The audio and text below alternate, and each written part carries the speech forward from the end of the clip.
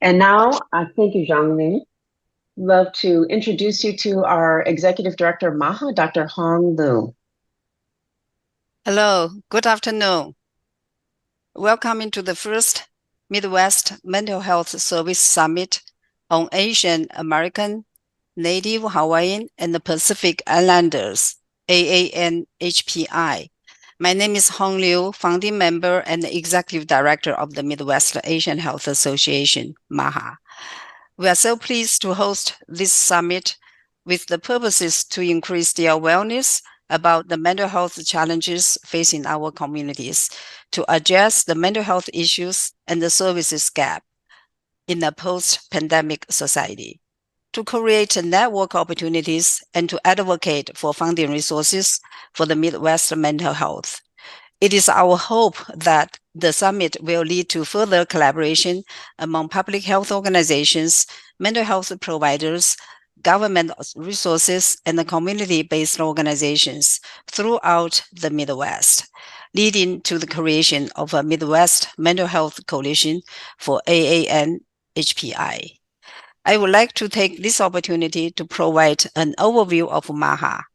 MAHA is a community-based non-for-profit organization established in 2003. Our headquarters is located in the South Side, Chinatown of Chicago. We also have a site in Bridgeport and in the Aurora area of Illinois. Our mission is to reduce health disparities among medically underserved and low-income populations by providing culturally sensitive and linguistically appropriate services in collaboration with various partners. MAHA aims to reach and engage the most vulnerable populations in Chicago, the Midwest, and beyond. We have served more than 40,000 customer visits in the past year. MAHA achieves its mission through various health programs. Please allow me to briefly introduce a few key programs with MAHA. Mental health program is one of MAHA's key programs. MAHA Community Mental Health Center is the first mental health clinic licensed by the state of Illinois, serving the Asian immigrants in the south side of Chicago. MAHA is also the first licensed substance use and gambling addiction clinic on the south side of Chicago, serving Asian immigrants. All our counselors are bilingual, speaking English, Chinese Mandarin, Cantonese, Taiwanese, Spanish, Korean, Japanese, and Malay. Our mental health and employment program are CAF accredited.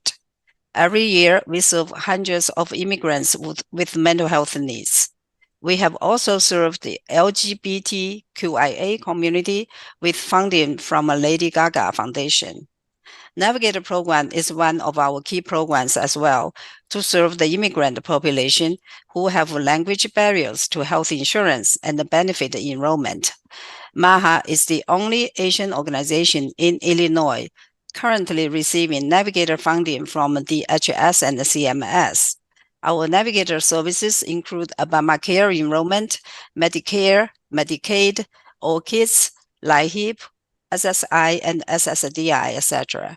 This program has helped thousands of immigrant populations with access to health insurance and benefit resources. The other key program is our employment program, serving people with mental health disability and customers with deaf and hard of hearing disability. Our employment specialists are bilingual, including sign language. We have a hepatitis B and cancer prevention program to reduce the greatest health disparity among Asians and non-Asians for hepatitis B and liver cancer. MAHA has a free monthly hepatitis B clinic providing hepatitis B treatment and medication to the patients who are hepatitis B positive. We not only provide hepatitis B education, screening, but also immunization and treatment in collaboration with Northwestern University, UIC, and the Chicago Department of Public Health. MAHA's Community Health Center is the primary health care resource utilized by these immigrants who have language, culture, financial, and institutional barriers to healthcare. We provide health screening and immunization for prevention and early diagnosis. We are very excited to start a few upcoming initiatives. MAHA is the first family advocacy center in Chinatown funded by Illinois Department of Children and Family Services. We are excited to announce our food pantry service starting in January 2024, the first food pantry in Chinatown. Now we plan to expand our mental health services to the Midwest with collaborative strategies. We have a lot to do, and then we look forward to your partnership. Thank you for your attention. Thank you so much, Dr. Liu, for all of those remarks and for providing an overview on what MAHA does. I am very honored to recognize all of the work that we do and that nonprofit AANHPI organizations couldn't do is without collaborating partners. And I would be I'm honored to recognize some partners. So bear with me. I'm going to list off some partners here and just really acknowledge just the ongoing collaboration that you partners have provided and all that it allows us to do. So I'll start with national government partners, starting with the White House Initiative on AANHPI, or WIAPNI, the United States Department of Health and Human Services, Center for Medicare and Medicaid Services, Substance Abuse and Mental Health Services Administration, or SAMHSA, and I believe we have Demetrius Mays, who is here with us today from SAMHSA. Also, the Centers for Disease Control and Prevention, and other national organizations and foundation partners include the CDC Foundation, the AARP Foundation, APIA United, Asian and Pacific Islander American Health Forum, the United Way, Patient-Centered Outcomes Research Institute, the Association of Asian Pacific Community Health Organizations, and state-level partners including the Illinois Department of Human Services, the Illinois Department of Public Health, or IDPH, the Department of Children and Family Services, the Governor's Initiative, Illinois Public Health Association, Illinois Department of Transportation, Community and Economic Development Association, Associates, Illinois Department of Commerce and Economic Opportunity, and the Blue Cross Blue Shield of Illinois. And City of Chicago partners, City of Chicago Department of Public Health, the Chicago Department of Family and Support Services. And finally, at the local community level, to better serve our populations with multiple languages and needs and diverse cultural backgrounds, we partner with more than 50 community-based grassroots organizations. And due to the time limit today, I'm not able to announce each partner's name, but I want to take this opportunity to thank all our community partners for working together to serve our diverse populations. And working together, we can make a difference in the lives of the community. And now, I would like to introduce our keynote speakers, beginning with Mr. Michael Cabonargi, who is the HHS Health and Human Services Regional Director of Region 5, which includes Illinois, Indiana, Michigan, Minnesota, Ohio, and Wisconsin. Please welcome. Wait, sorry, Allison. We need to do the VIP. Oh, okay. Remark first. Sorry about that. Michael. Yep. Michael, are you saying? Can Sorry, you say? Michael. Of course. Right. No, I know you've got some great speakers ahead of me. Please. Yeah, you don't want to get ahead of Mr. Doug Nguyen. That's all I gotta say to you. All right. Sorry about that, everyone. Yeah. All right. No, So, so now I am so honored to introduce our VIP speakers, beginning with Mr. Doug Nguyen, who is the White House Initiative Regional Network co-lead for the AANHPI, or WIAPNI, as well as the Regional Communications Director for the Social Security Administration. Welcome, Doug. Thank you very much, Allison, and Regional Director Cabonargi can go before me anytime, any day of the week. We both represent the Great Lakes Regional Network for the White House Initiative on Asian American Native Hawaiians and Pacific Islanders, which is charged with driving an ambitious whole-of-government approach to advance equity, justice, and opportunity for AANHPI communities in 14 key priority areas, which I will only highlight 3 today. The regional network, which perfectly complements WIANPI's federal interagency working group at the national level, include individuals at all levels from all backgrounds, including regional administrators, district directors, field directors, and staff, and currently over 400 individuals from over 20 agencies and sub-agencies count themselves as WIANPI Regional Network members, reaching all 50 states, including DC and the Pacific region. And like Allison said, you'll hear from Regional Director Kabanarji shortly.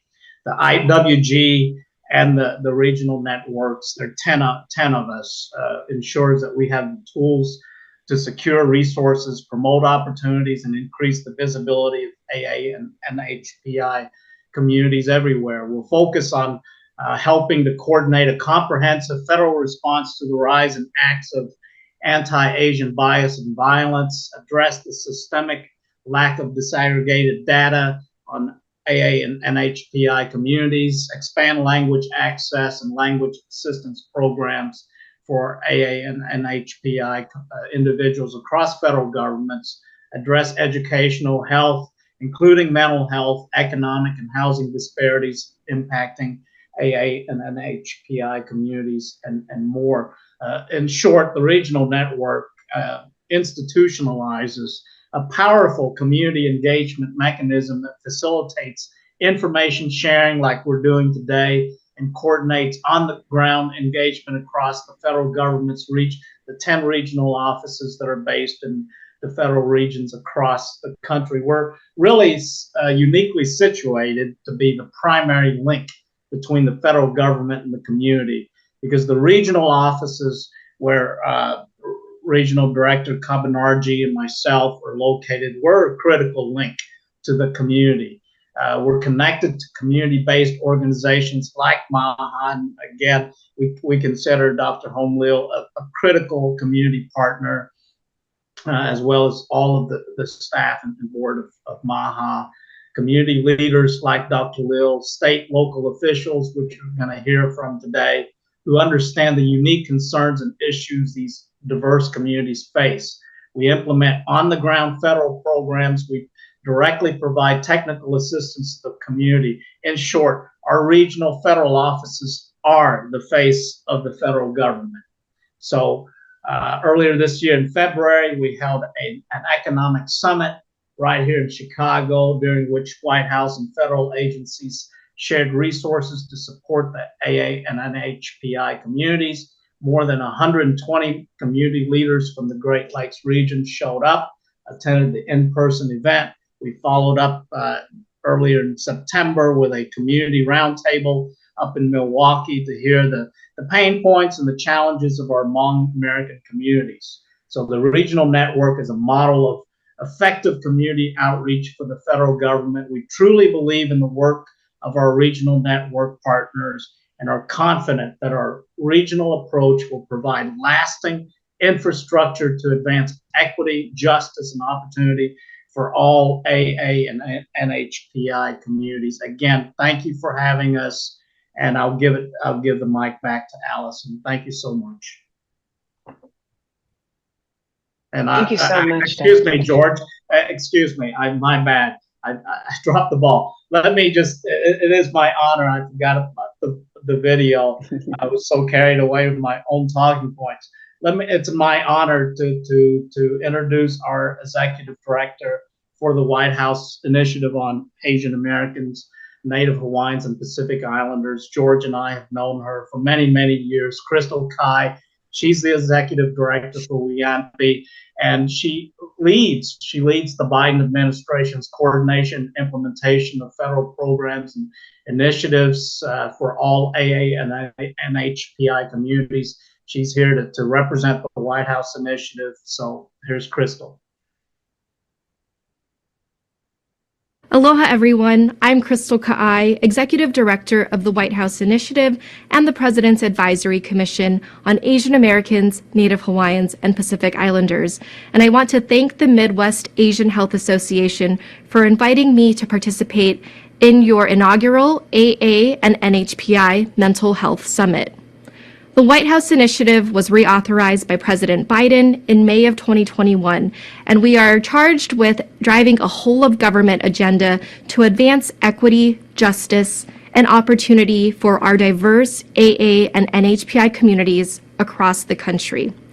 On behalf of the Biden-Harris administration, I'd like to express our gratitude to everyone participating in this year's summit for your efforts to address health disparities and raise awareness about the mental and behavioral health challenges facing our diverse AA and NHPI communities.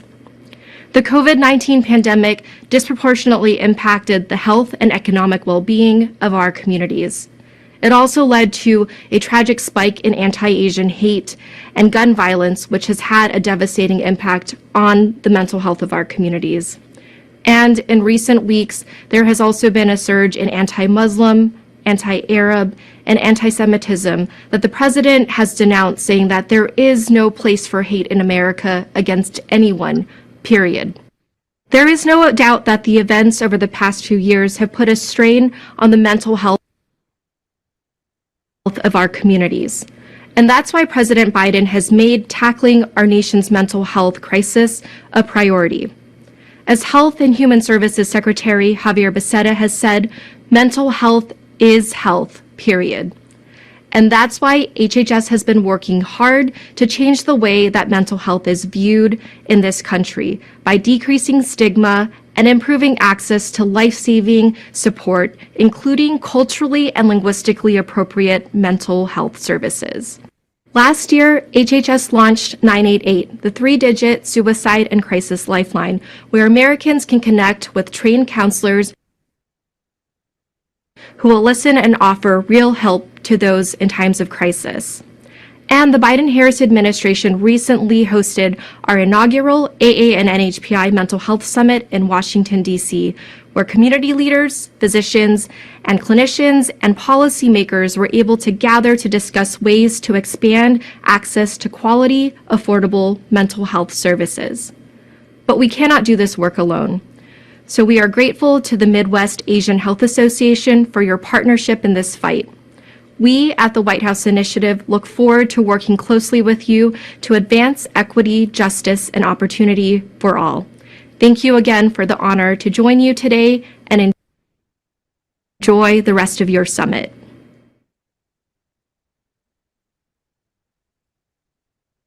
Thank you so much, Doug, and thank you so much to Crystal Kai for all of the work that AAPI has been doing. We are now, I'd like to introduce Senator from Illinois, Senator Dick Durbin.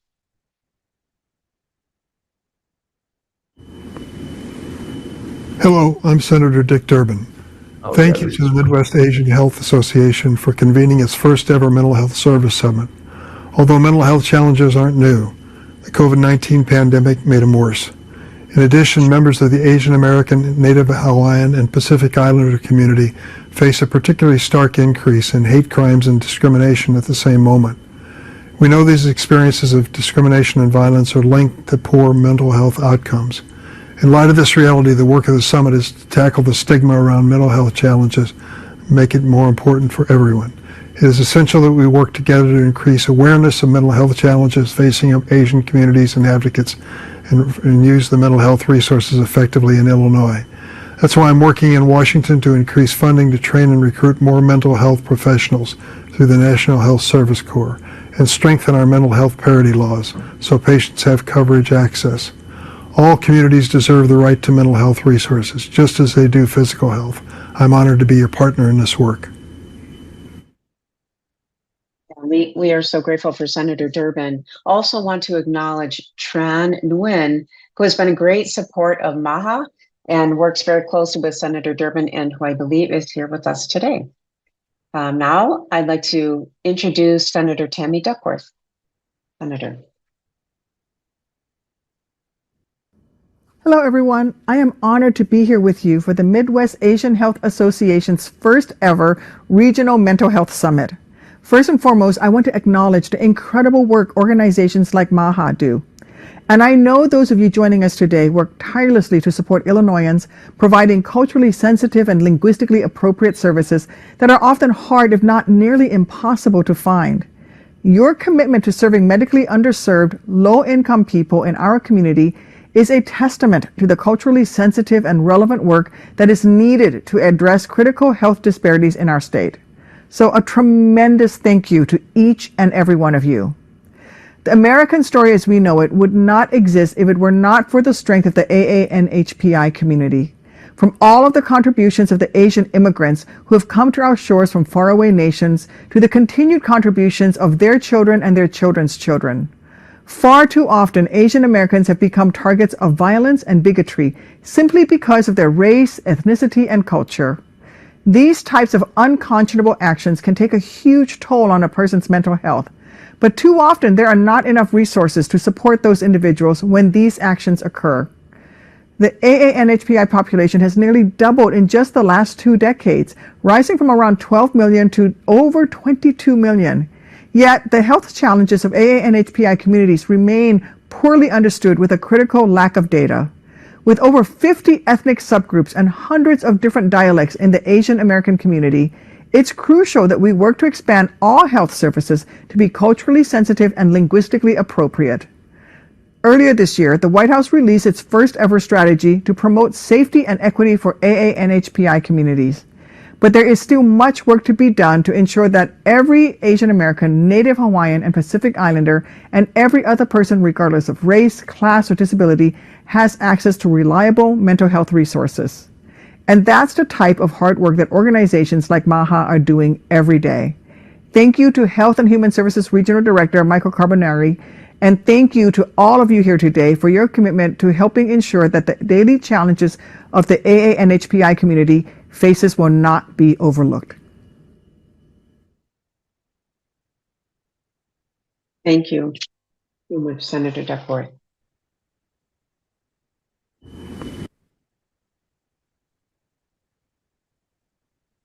And now I am honored to introduce Deputy Governor of Illinois, Health and Human Services, Grace Ho.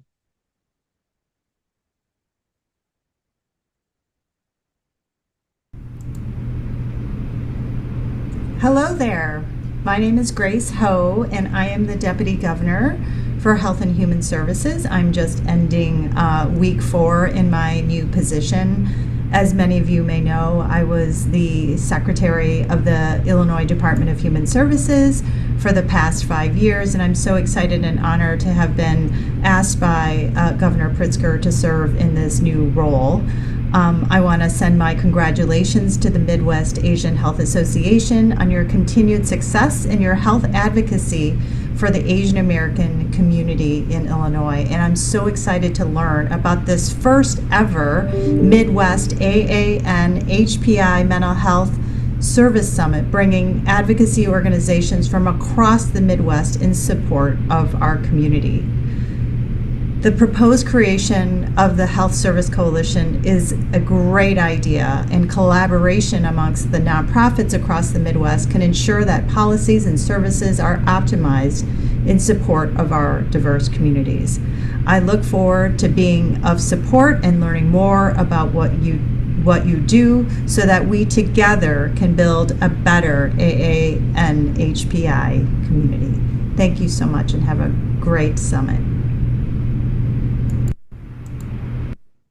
Thank you so much, Deputy Governor.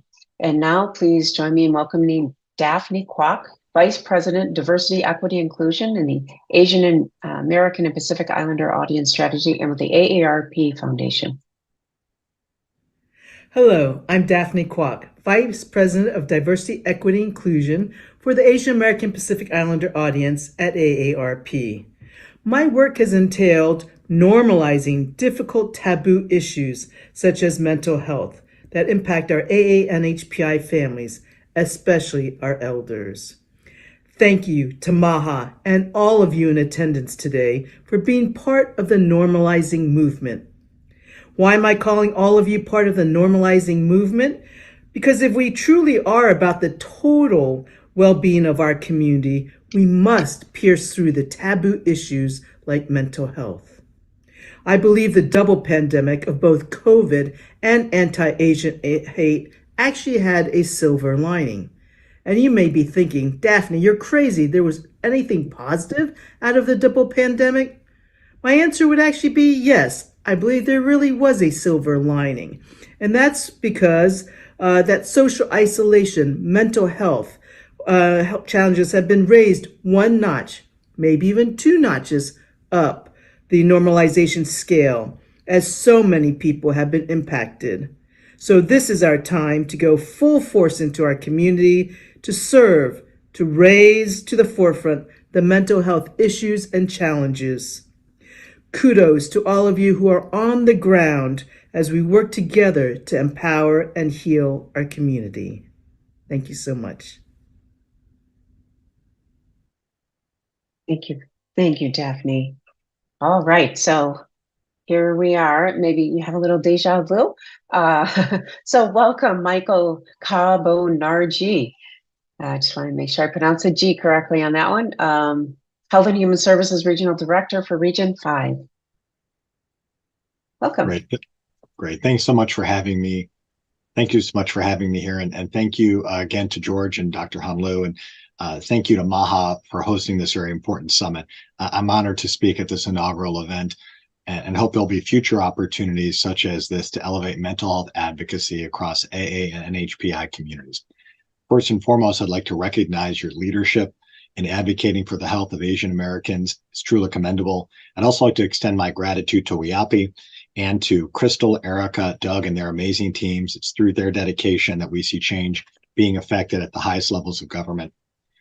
And together with MAHA, our eyes are set on a united effort that pushes for equity and justice and opens doors of opportunities for AA and NHPI communities across the nation and right here in the Midwest.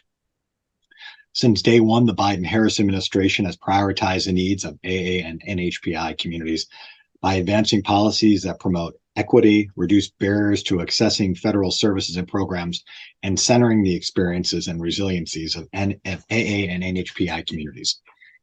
And I just wanted to focus here for a moment on HHS, because HHS is the federal agency that enhances the health and well-being of all Americans by providing for effective health and human services and by fostering sound, sustained advances in the sciences underlying medicine, public health, and social services. And through the lens of HHS, equity means the consistent and systemic fair treatment of all people, acknowledging that many communities have been historically excluded from these opportunities. Now, equity needs to be put into action. Secretary Becerra stated to the Asian American community at the second public meeting of the President's Advisory Commission on the AA and NHPI community last May in Washington.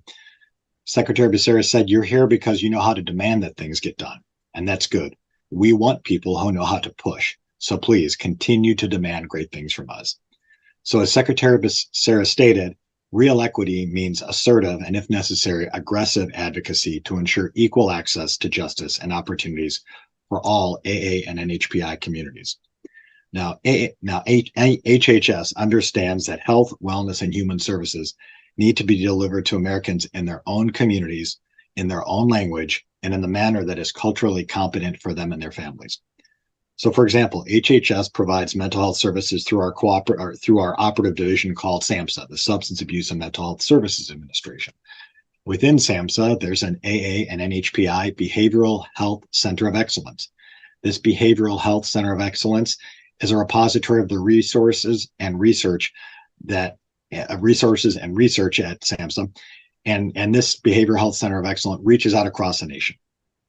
The AA and NHPI Behavioral Health Center of Excellence delivers support for anxiety and depression and provides trauma-informed care, not only for the direct victims, but for their families. For example, at the horrific mass shooting in January in Monterey Park and Half Moon Bay in California, when many people were celebrating the Lunar New Year. HHS's action plan as part of the AAPI initiative further builds up our success. For example, the Food and Drug Administration developed culturally and linguistically tailored COVID-19 health messages in Mandarin, Cantonese, Hmong, Korean, Tagalog, and Vietnamese. And as part of the Health Resources and Services Administration, the Pacific Basin Telehealth Resource Center's Translation Toolkit includes resources in Japanese, Korean, Marshallese, Samoan, Tagalog, Traditional Chinese, Simplified Chinese, and Vietnamese, among other languages. At CMS, the Centers for Medicare and Medicaid Services, they've implemented a new cultural competency training for marketplace agents and brokers who are participating in the marketplace that's currently happening for open enrollment for Medicare. This translation services highlights the importance of cultural and linguistic competence when assisting marketplace consumers with eligibility, enrollment, and post-enrollment issues. At the National Institutes of Health, NIH has funded 28 different research projects addressing the AANHPI populations in a dozen states to reduce the health equity gap among women who have been historically understudied, underrepresented, and underreported. In addition, the Office of Minority Health at NIH recently awarded $2 million to establish a Center for Indigenous Innovation and Health Equity and to advance equity-based solutions for pressing health needs, including those faced by Native Hawaiians, Pacific Islanders, and Asian Americans. And as Crystal already talked about, our 988 telehealth line. 988 has been wildly successful since last June of 2020 when we renamed the suicide hotline into 988. Now, if you dial 988, if you're in behavioral or emotional crisis, you immediately talk to a counselor, whether by call or text. Wait times are less than 45 seconds for call and 30 seconds on wait time. But Secretary Becerra and President Biden have made it a commitment to get that time down to zero. So we're hiring more behavioral health counselors right now and opening up more call centers so we can provide real behavioral health counseling to people when they need it. As we all know, there's no wrong door to enter the health system. And all of you here today play a vital role in ensuring that moving forward, the Asian American community gets a fair shake at reaching the American dream. As your regional director of the Department of Health and Human Services, I'm proud to say that HHS is delivering in its commitment to health equity. We started with the AA and NHPI community in this, we stand with the AA and NHPI community in this critical work, and we're proud to say we're just getting started. So thank you, Maha, for this important conversation. Thank you, Michael. Thank you for all of your advocacy for this community and HHS. Now it is my honor to introduce our next VIP or keynote speaker, I should say, Catherine Calderon, who is the Director of Mental Health Operations for the Chicago Department of Public Health. Welcome, Catherine. Good afternoon, everyone. It's nice to see you. And my name is Kathy Calderon. I'm the Director of Mental Health Operations here at CDPH. So glad to be here in partnership with Midwest Asian Health Association and to support you and congratulate you in your first AANHPI summit. That is very exciting, and we love to see amazing convenings happening to really develop connections and get more nuanced and focus on the work to really support those who need specialized services and culturally responsive care, especially in the mental health space. And so I just want to share our partnership with Midwest Asian Health Association at CDPH. We've been working very hard to build a network of providers in our mental health safety net system to expand services in community areas of high need, but also citywide to increase access to low barrier services for people to get multiple access to mental health care where and when they need it. And MAHA has been an amazing partner who launched their Trauma-Informed Centers of Care project in October of 2020, in which they have built an amazing program of clinicians who represent the AANHPI community, speak their language, and really develop tailored interventions to help support the populations that they serve in the communities where they are. And it is amazing to see the connections and attunement to the communities they serve, and they're also expanding their projects and really working hard to meet the need. And so we are so excited to support you in this work and to really navigate the challenges that we're experiencing. In this day and age, the environment is difficult in Chicago and beyond. And so it is amazing to have these powerful connections and to really honor your work and honor each other in the work. So thank you so much, Dr. Liu and Allison and the team. It's been amazing to work with you and to continue moving forward. So good luck today in the summit. Thank you. Thank you so much, Kathy. Thank you for being here. and for all of your support in the support of CDPH. Thank you. Okay, so now we have our third keynote speaker, Ms. Juliet Choi, who is the CEO of the American, I'm sorry, the APIA-HF. Thank you. Hello from Washington, D.C. It's a real honor to join you today. And Dr. Liu, thank you so much for inviting me. I want to thank and applaud you for taking the time and creating a platform to really talk about mental health and the challenges facing the Asian American, Native Hawaiian, and Pacific Islander communities in the Midwest. As leaders and advocates and community ambassadors, I'm heartened to hear that today's set of conversations will uplift health equity, tackle mental health stigma, identify innovative solutions to break through access to care barriers, and center community and cultural humility. I've had the chance to meet some of you over the years at various national gatherings, perhaps at a White House Initiative Summit, or at the Health Forum's Voices Conference, maybe even perhaps in my previous capacity as a federal government employee at HHS or Homeland Security. Your leadership, partnership, and engagement over the years is what informs and drives the national conversation. I really want to underscore the impact and influence you have.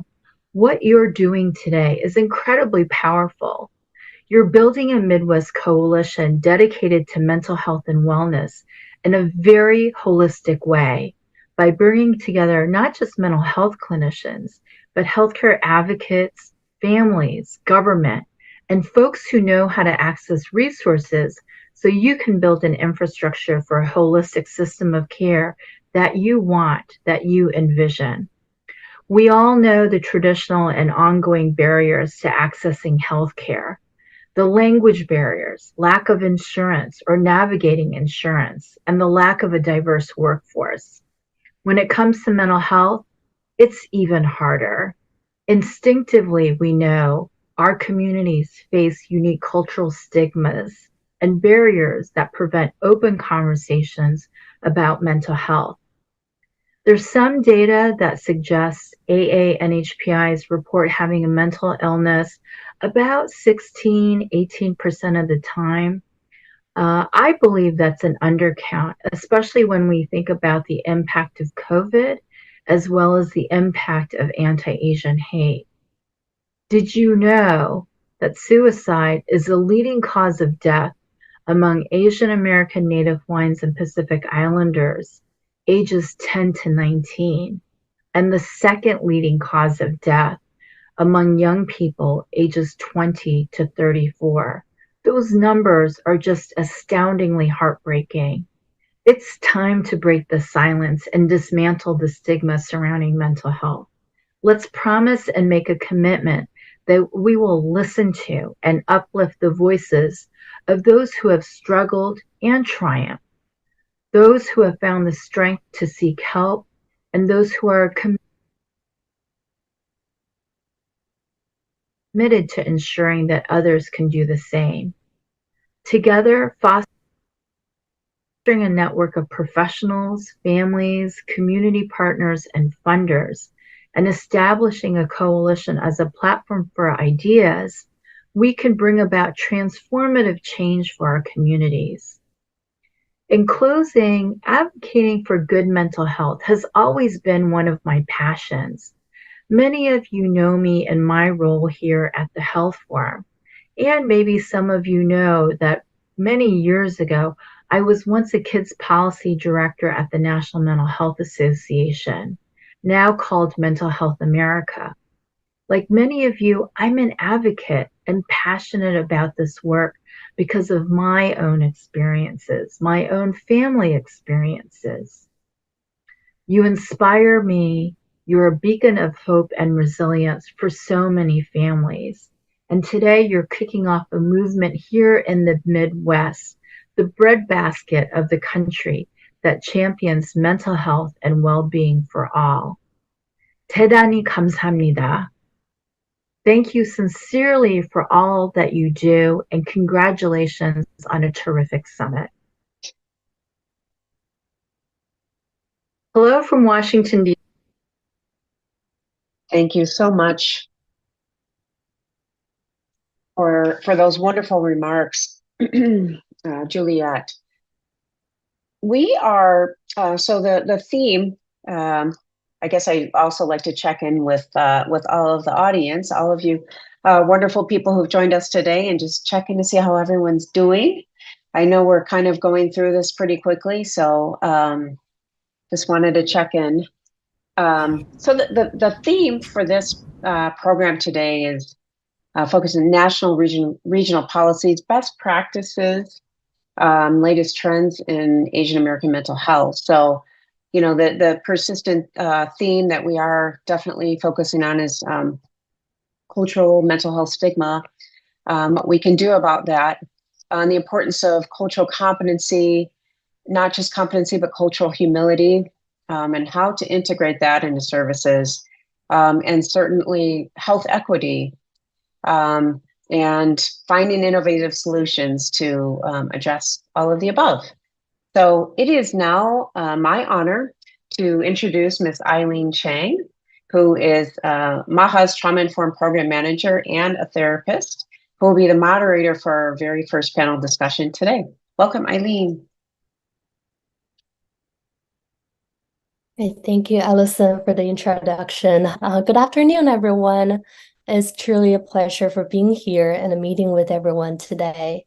So I'm happy to lead our first panel discussion and talk about the best practice and success stories in the mental health service field. I know this has become one of the most important topics in our world today. You may hear this all the time. What is mental health? What is the importance of having a good mental health? To be honest, this is not an easy question ever. It can be a 10-page essay if I have to say something about it deeply. But I really like a way of saying the importance is short and straightforward. Just want to share with everyone is just to make our life easier. For example, at MAHA, we host an ongoing free therapeutic massage event alongside stress release consultation to achieve self-care awareness. From this event and the opportunity to interacting with people, we are able to identify some individuals who need the mental health service and better provide resources for them. And also at MAHA, we have facilitated a lot of public-facing mental health workshops in the community. Just want to deliver the knowledge, skills, and competencies to the community and education to reduce mental health stigma. So with that being said, today I'm very honored to introduce everyone to our two panelists here today, and they will help address some more questions professionally and share experiences and the insights with everyone. So first we have Melissa Wee. She is the Mental Health Clinical Director at MAHA. Melissa, would you mind briefly introducing yourself a little bit? Thank you, Eileen. Good afternoon, everyone. My name is Melissa Wee, and my legal name is Jayan. And I'm the clinical director of the community mental health clinic at Midwest Asian Health Association. I'm a licensed clinical professional counselor, LCPC. I received my Master of Education in Community Counseling from DePaul University. I was born and raised in Sabah. It's one of the states at the border island of Malaysia. And then I'm fluent in Cantonese, Mandarin, English, and Bahasa Malaysia. With the privilege of growing up in Malaysia, developed the sense of multiculturalism. I've been in the mental health field for almost 9 years, and mostly working with Asian population, low income families, starting from the age of 5 years old to 90 and above. It is a rewarding career for me, and then it's really honored to be here to talk to everyone about my experience. Thank you. Thank you so much, Melissa, for sharing your background with everyone. And then we're lucky to have Dr. Cora Manuse here. She is the president of Ohio Asian American Health Coalition. Dr. Cora, would you please introduce yourself a little bit with everyone here? Yes, thank you, Eileen. It's what a pleasure and a privilege to be able to speak in this forum. And thank you to George, of course, who introduced us to MAHA. So I am Cora Munoz, and I am the president of the Ohio Asian American Health Coalition, which is a consortium of 8 community agencies in the entire state of Ohio. I'm also a former commissioner of the Ohio Commission on Minority Health. I am a psychiatric nurse and has been an educator for many years. Actually, I've retired 12 years ago, but I continue to work. And I enjoy working in the area of mental health, particularly with the community. I've also has served in the governor's advisory council on AAPI with previous governors. I am a researcher, I'm a community worker, an educator, and a trainer for cultural competency and the cultural and linguistically appropriate services standards that I think is very important for us to know about. I'm also a facilitator for mental health first aid. I graduated from Columbia University in New York City and the Ohio State University in Columbus, Ohio. Thank you. It's wonderful to be here. Thank you so much, Dr. Cora, for sharing your background. It's very important the work that you do. So the topic we're discussing today is mental health service best practice and success stories.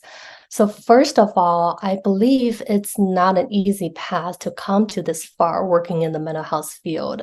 There must be some challenges and barriers we're facing while we're working with this population. So I'm kind of curious to know about the work you do. So if I may come back to you, Melissa, I feel it'll be very helpful to have a clinical lens from your experiences. Can you share what are some key challenges from your clients when they're seeking mental health support, and how have your best practice addressed these challenges? Can you give us an example? Yeah. So definitely there are a lot of challenges when, coming to seeking services for mental health. A lot of the clients that come to MAHA, something's different from how they used to be. Sometimes they come in during their crisis moment where they were being admitted to the inpatient behavioral health unit and then being referred to community health center. And then also like sometimes it's referred from the school when the school try their methods of supporting the students, but it's not working, and then they will refer out to the community partners. Other challenges will be limited resource to bilingual. We are lucky to have a team of counselors who speak Chinese, Cantonese, and Malay, Spanish to be able to provide the support to family who English is not their first language. And then another challenge is freshly immigrants coming to a new country, trying to survive in a new culture, new environment. Most of the time, their basic needs is not being met. So a lot of time, so with the best practice is really meet the clients at where they are. If we're looking at the hierarchy of needs, the basic needs, if they're not even able to have a job or have enough income to pay for a place to live, like it's hard for them to focus on the top needs, which is the mental health needs. And then another thing is, although we see the symptoms of depression, symptoms of anxiety, but there are still other daily life challenges that they encounter. So besides providing counseling services, we provide case management services, and then like other referral, like when saying referral, we're not just giving the resources to them.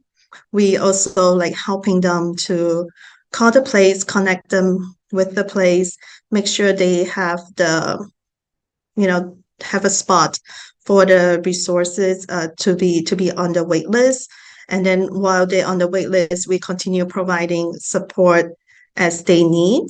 I remember a lot of time that me and my team going to the hospital with the clients, helping them with, even though translation is not part of the service, but we're still going to support because of the needs. And then once we develop that relationship, the rapport, then it's like the clients will keep coming back, and then when their needs.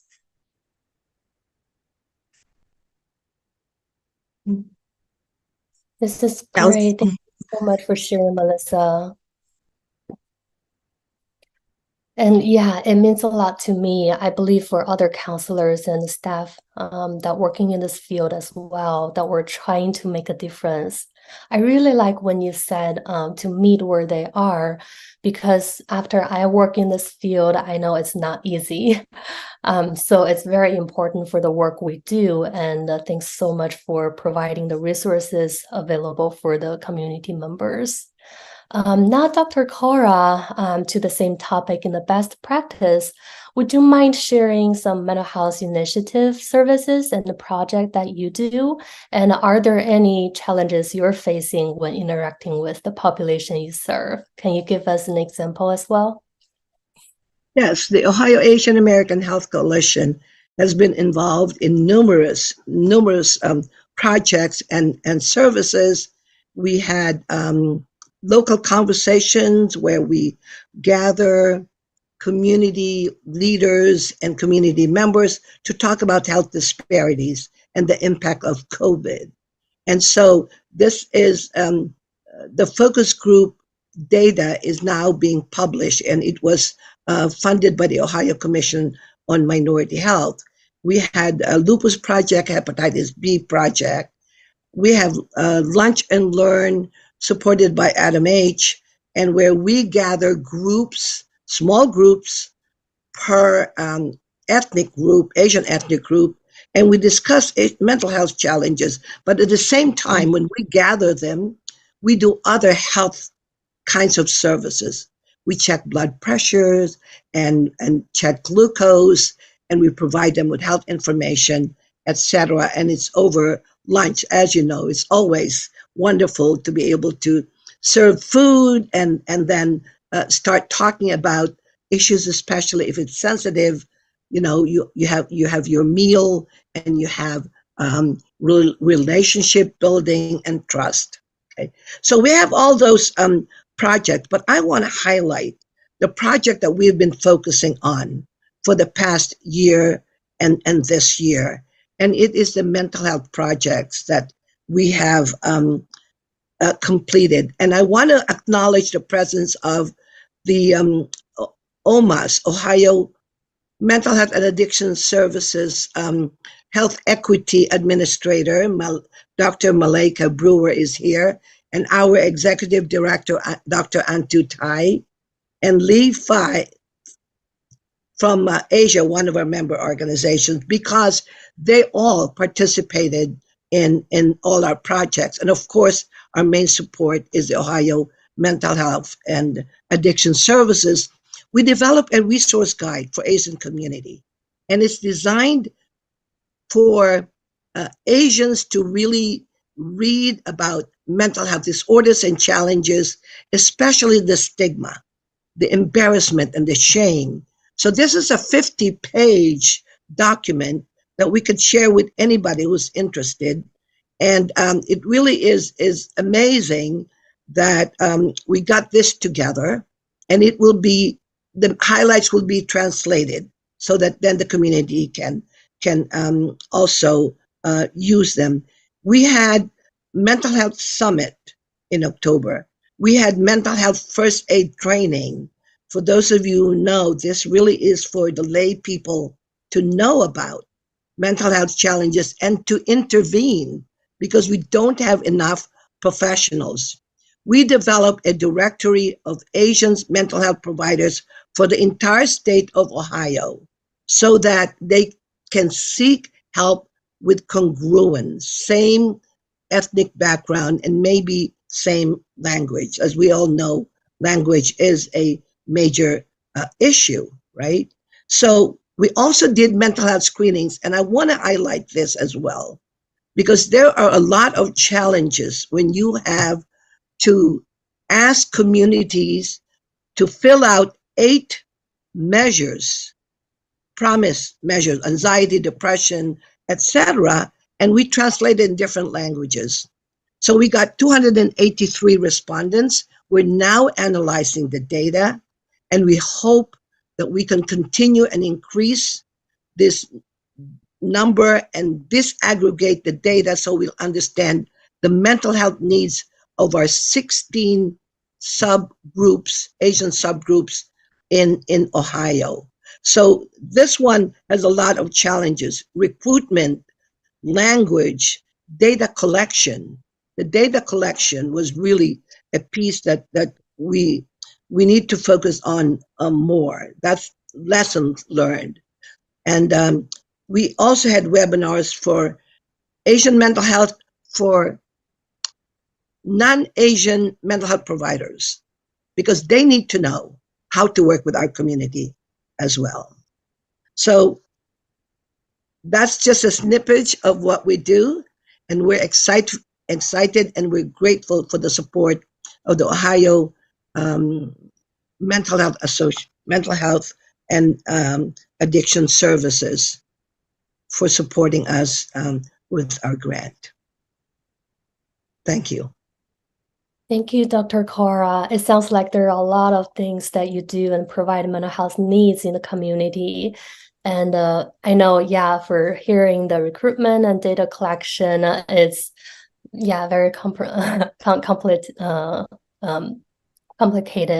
Sorry. And the webinars, they're very important to exist in the community for providing more resources that more people can know that they're out there and have access. They're very important perspectives to learn from you. And I believe we're very grateful for having such coalitions like what you do in the world we're living in and make a difference.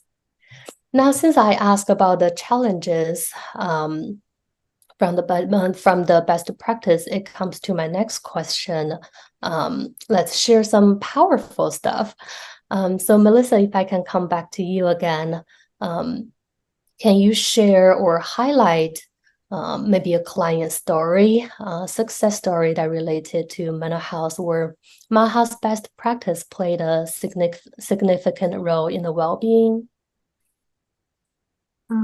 Yeah. So before I share the client success story, I would like to add on the best practice of like when we providing workshop, and then also when we providing flyer of education, we try to not putting the words of mental health in our translations, like we're using like other words to help people to understand, kind of like a support, because if we translate like mental health directly to like other languages, like Chinese languages, it means that crazy or you have problem.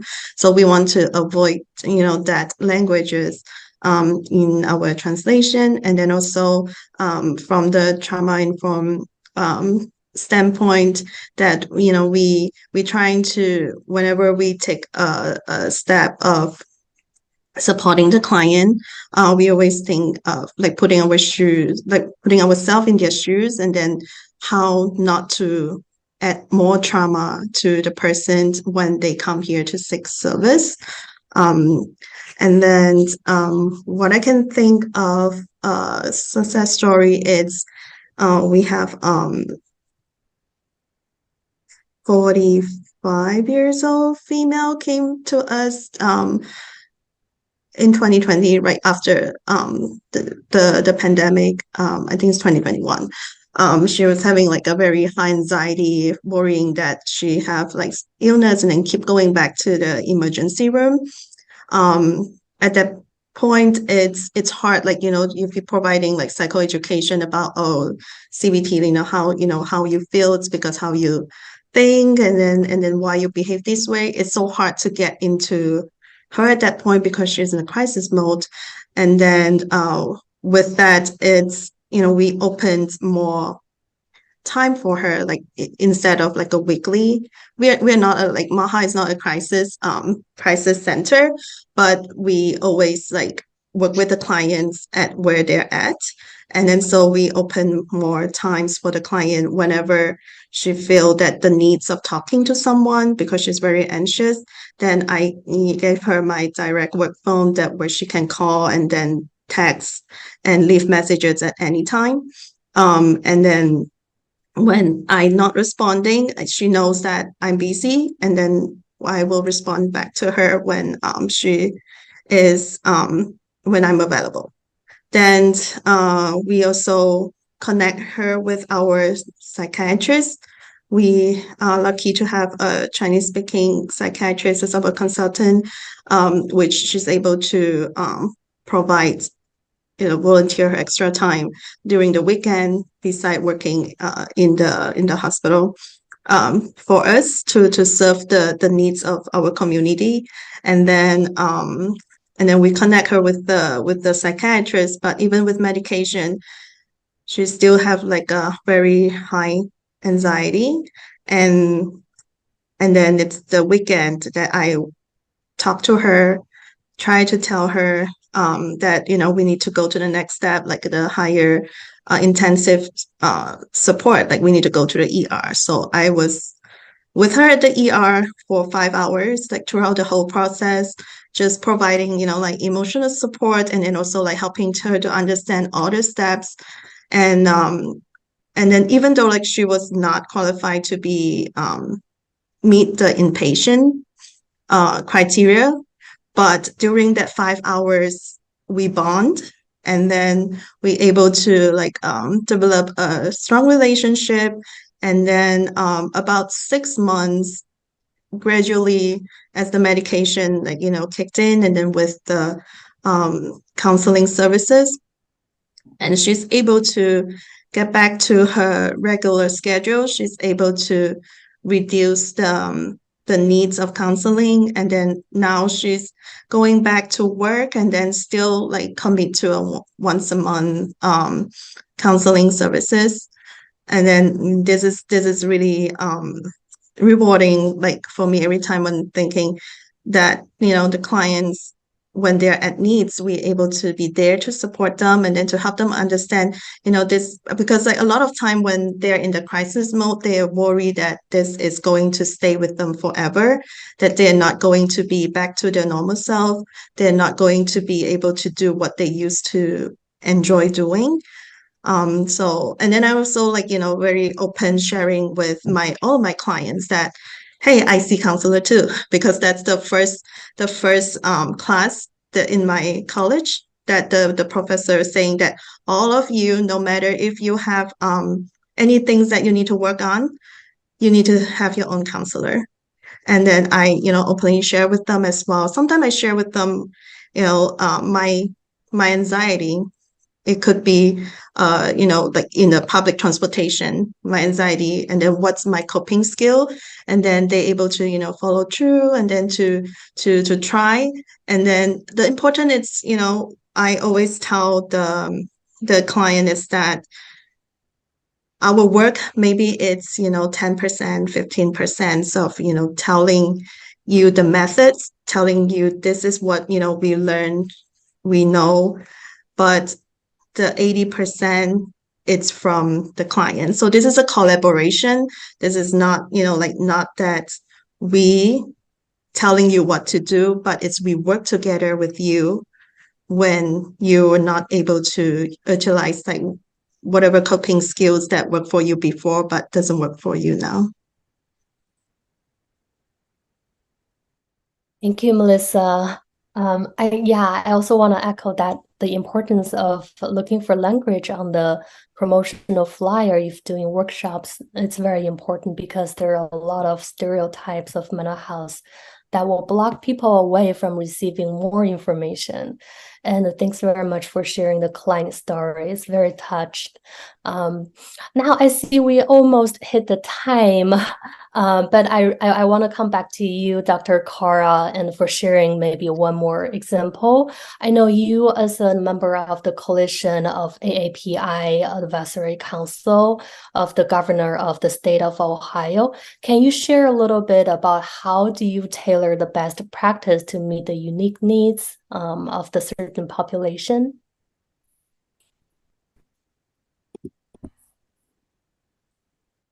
Yes, I have the privilege of serving two governors in the AAPI Advisory Council.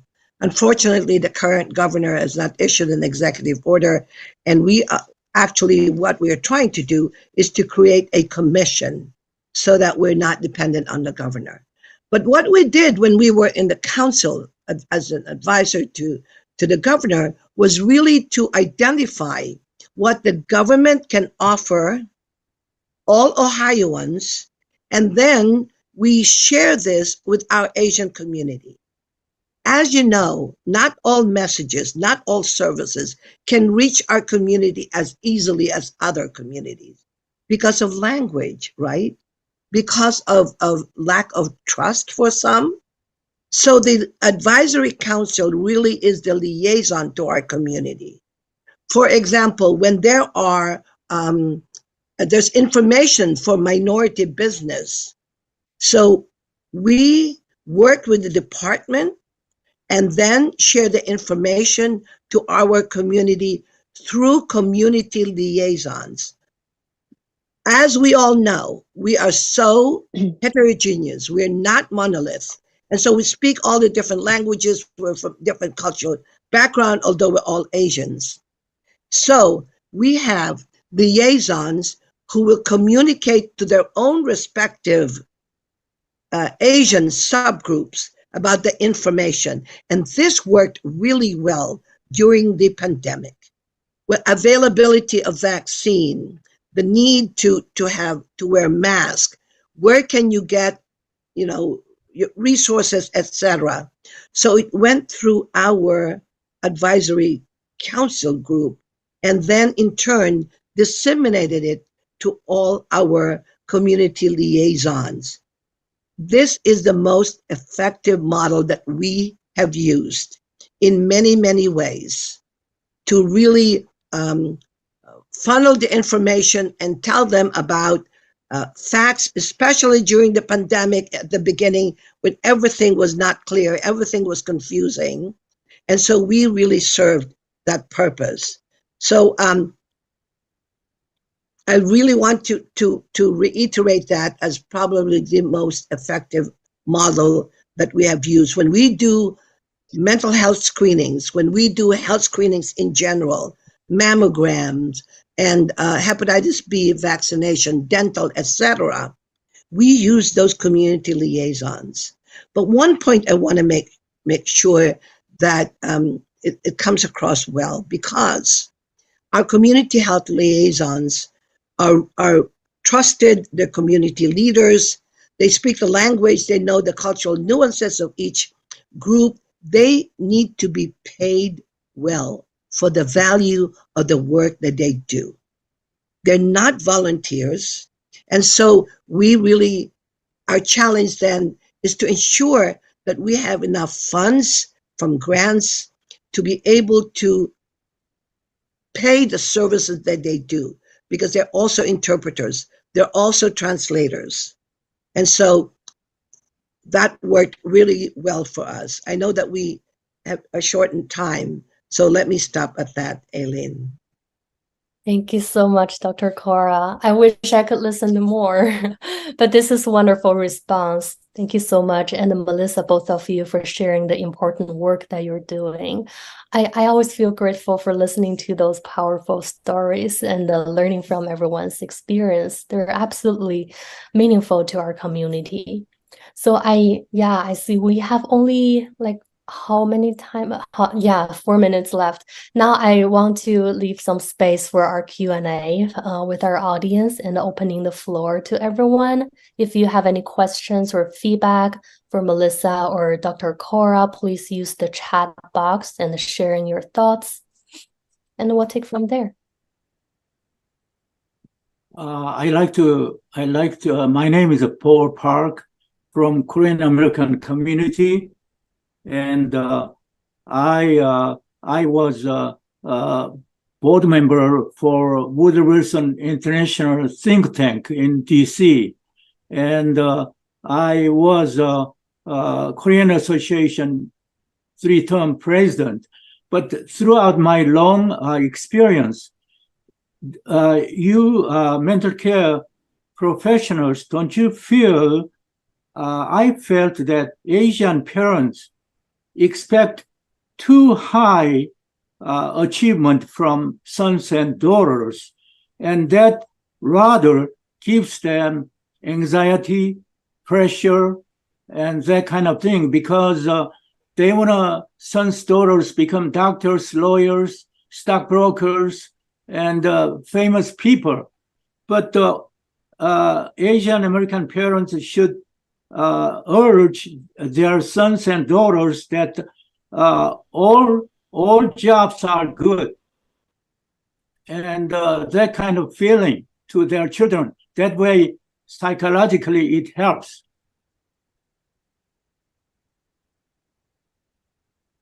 Yeah, it's very important to bring this up. James, right? Yeah, I can see in the chat we have someone that agree with you and have the same feeling with the Asian parents. I'm wondering, before we wrap up, does Melissa or Dr. Cora, any of you have any response to the question? I agree, absolutely. Mr. James, very true. That's pressure on our Asian children, and it just perpetuates the model minority. Asians are all A students, but not looking at the pressure. We had an educational webinar for teachers in Cincinnati, Ohio, because they need to know, okay, about the Asian children in their classroom. Then we also have education for parents. And we're not saying don't do it, because that is a cultural value that we have. But just educating them on a balance and understanding what is the impact on the child when you have this, pressure. But the parents wants achievement and success, which is wonderful. So it has to be done in a balanced way, acknowledging the children's limitations. At the same time, if they don't meet high expectations, then there's got to be, a more negotiated kind of a thing between parents and children. But the parents needs to be educated. The school educators also need to be educated. It's a very complex problem, but we can solve it one step at a time, I think. Definitely. I really agree. That's true. And thanks very much, Dr. Cora. And the time is up. So I want to have some more time for our other panelists. So I really wish the conversation could be ongoing. But yeah, thank you, everyone. Thank you, Aileen. Thank you. Thank you, Director Kawanaji. Thank you so much, all the panelists and Eileen, for the great discussion. Now let's move on to panel number 2, and I would like to pass it off to my comrade, Mr. George Moy, to introduce himself. Panelist. Thank you so much. I just want everybody to know I'm extremely impressed. We are almost 2 hours in and hour and a half in, and we still have 107 people. So maybe after I talk, you all will leave. I don't know. So the idea of having this summit is really bring everybody together for the first time. And we hit on these 3 topics on the panelists. We recognize each one of the panel, the topic could be a webinar by itself. But I think what we want to do is touch on these key elements of what we have to do collectively to understand what's the best practice. And what we are about to do is entering the zone of talking about what might be the new technology innovation we could leverage to improve our services. And then also, we also want to talk later about funding, financing. So each one of these topics can take 45 minutes, an hour. So the plan is really, as we move forward, our next summit would be focused on a particular topic, and we don't have to do it once a year. We'll do it periodically. So every topic deserves this time. So thank you, everyone, for the first panel. The next panel is full disclosure. I'm vice chair of the Illinois Tech Alumni Association. So when I ever do a conference, the first thing I do is go back to my school and say, where are my experts on any particular topic? And here, okay, Jennifer, thanks you for coming. I have 2 experts from Illinois Tech. One is Jennifer DeWinter, who's the Lewis College of Science and Letters, and actually an expert in AI and psychology. And we also have John Larson, who's a professor and the dean and chairman of the Department of Psychology. I also have John Yang. Can we find John Yang, Andrew? Highlight him. John, are you there? Yeah, I don't see you. Yes, I'm here. Okay, great. Perhaps what I'll do is I'll stop sharing. Maybe I can see you better. There you go. So the idea of today, this particular short panel, is to touch on what are the science and innovation behind potential helping mental health services. So at least these 3 experts.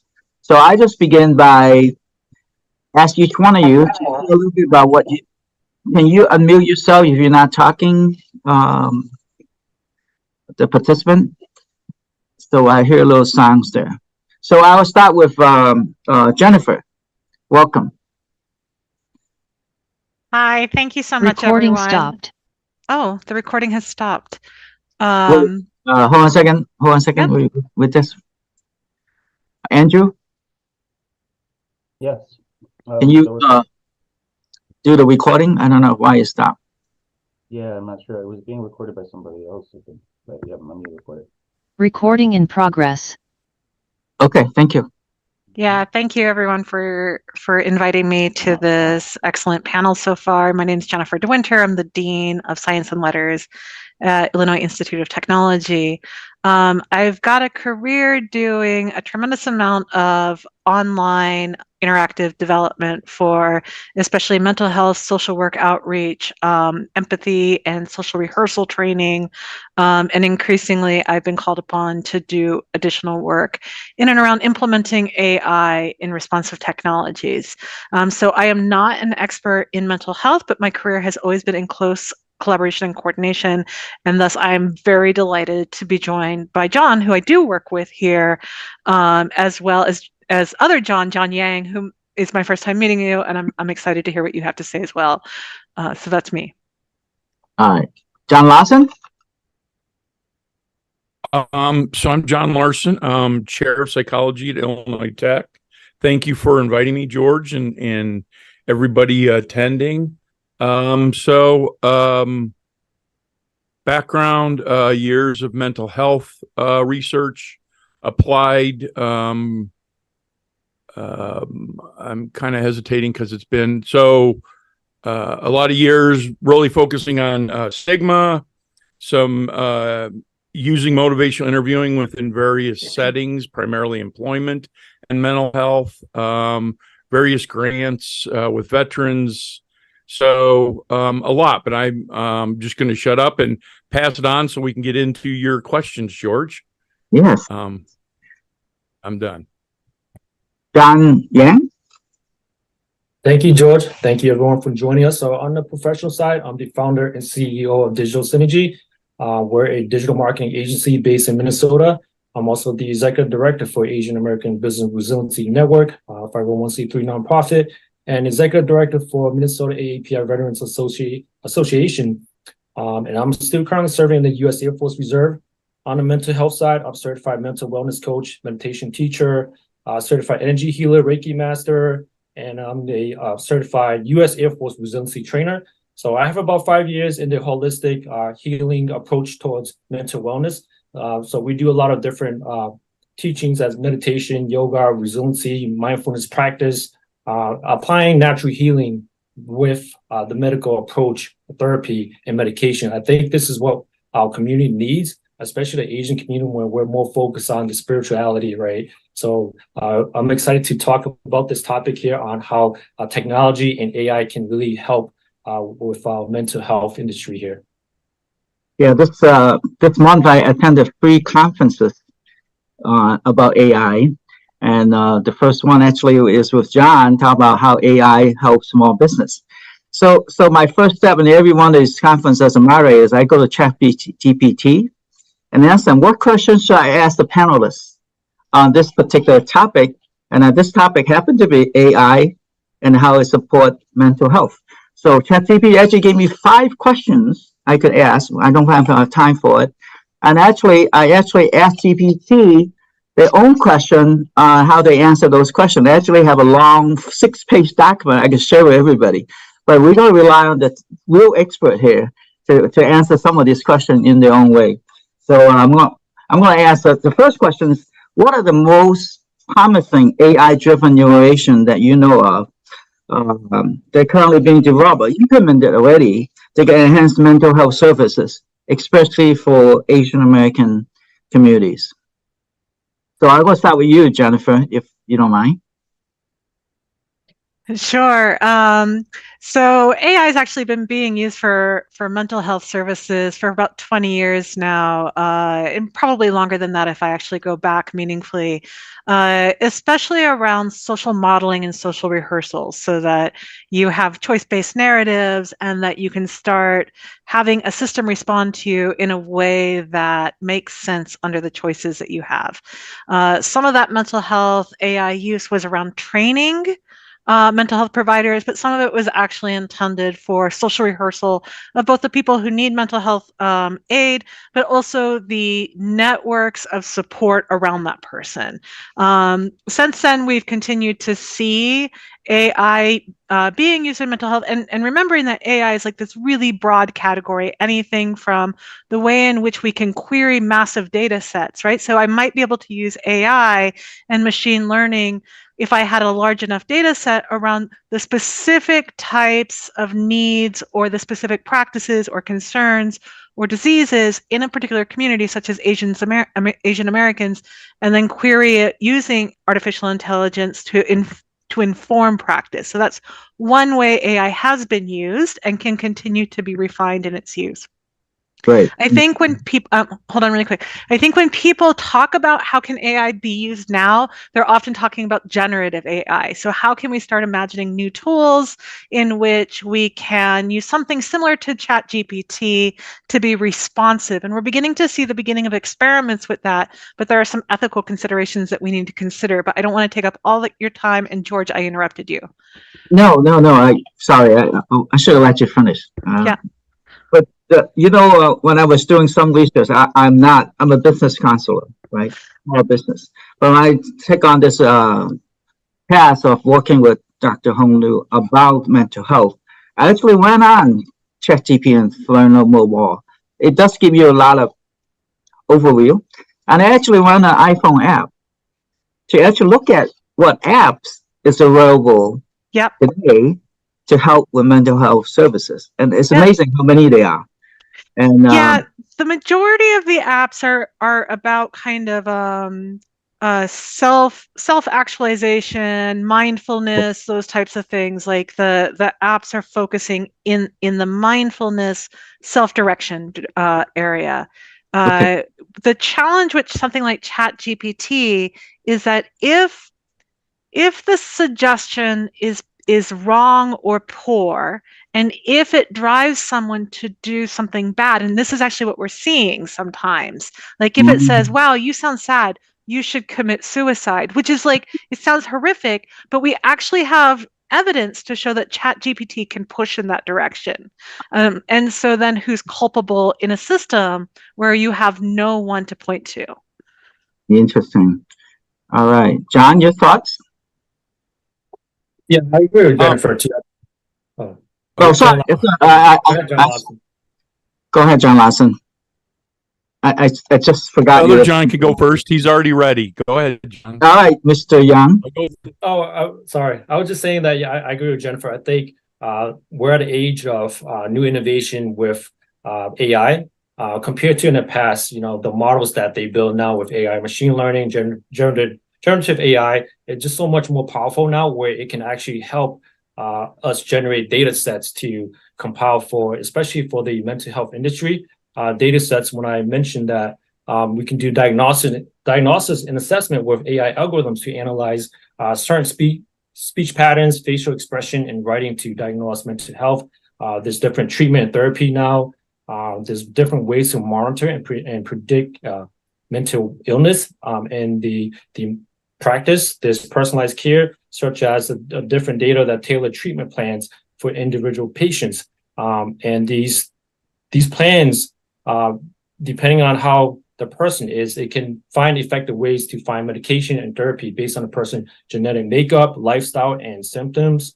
Research and development. I know that AI can accelerate mental health research now by analyzing large data sets, identifying patterns, and generating new hypotheses, reducing stigma, and training and education. So these are just some of the examples that AI can help with. But the question is, how can we implement something that's effective, right? Where it can, other concerns that we can think about is ethical concerns, data privacy, and the need of AI complements rather than to replace human empathy and to understand the mental health treatment. So those are some things that we have concern with AI. John, I think you're reading ahead. That's question number 3, ethical considerations. But that's okay. But John, I'm going to jump to question number 2. Is how can AI ensure cultural sensitivity and relevant when providing mental health and support the Asian American individual who come from very diverse cultural background? Your thought, John Larson? Okay. So with this question, I see probably the number 1 recommendation is more studies using community-based participatory research, which has had a huge growth in the last 20, 25 years. But I want to emphasize this is community-based participatory research is the subjects that you're studying are involved in the design of the research. Okay. However, what happens in a lot of these studies is they're kind of put on as an advisory role or token positions on research teams. Oh, we got some subjects, but we're not really, they're involved, but, the funders need some on there.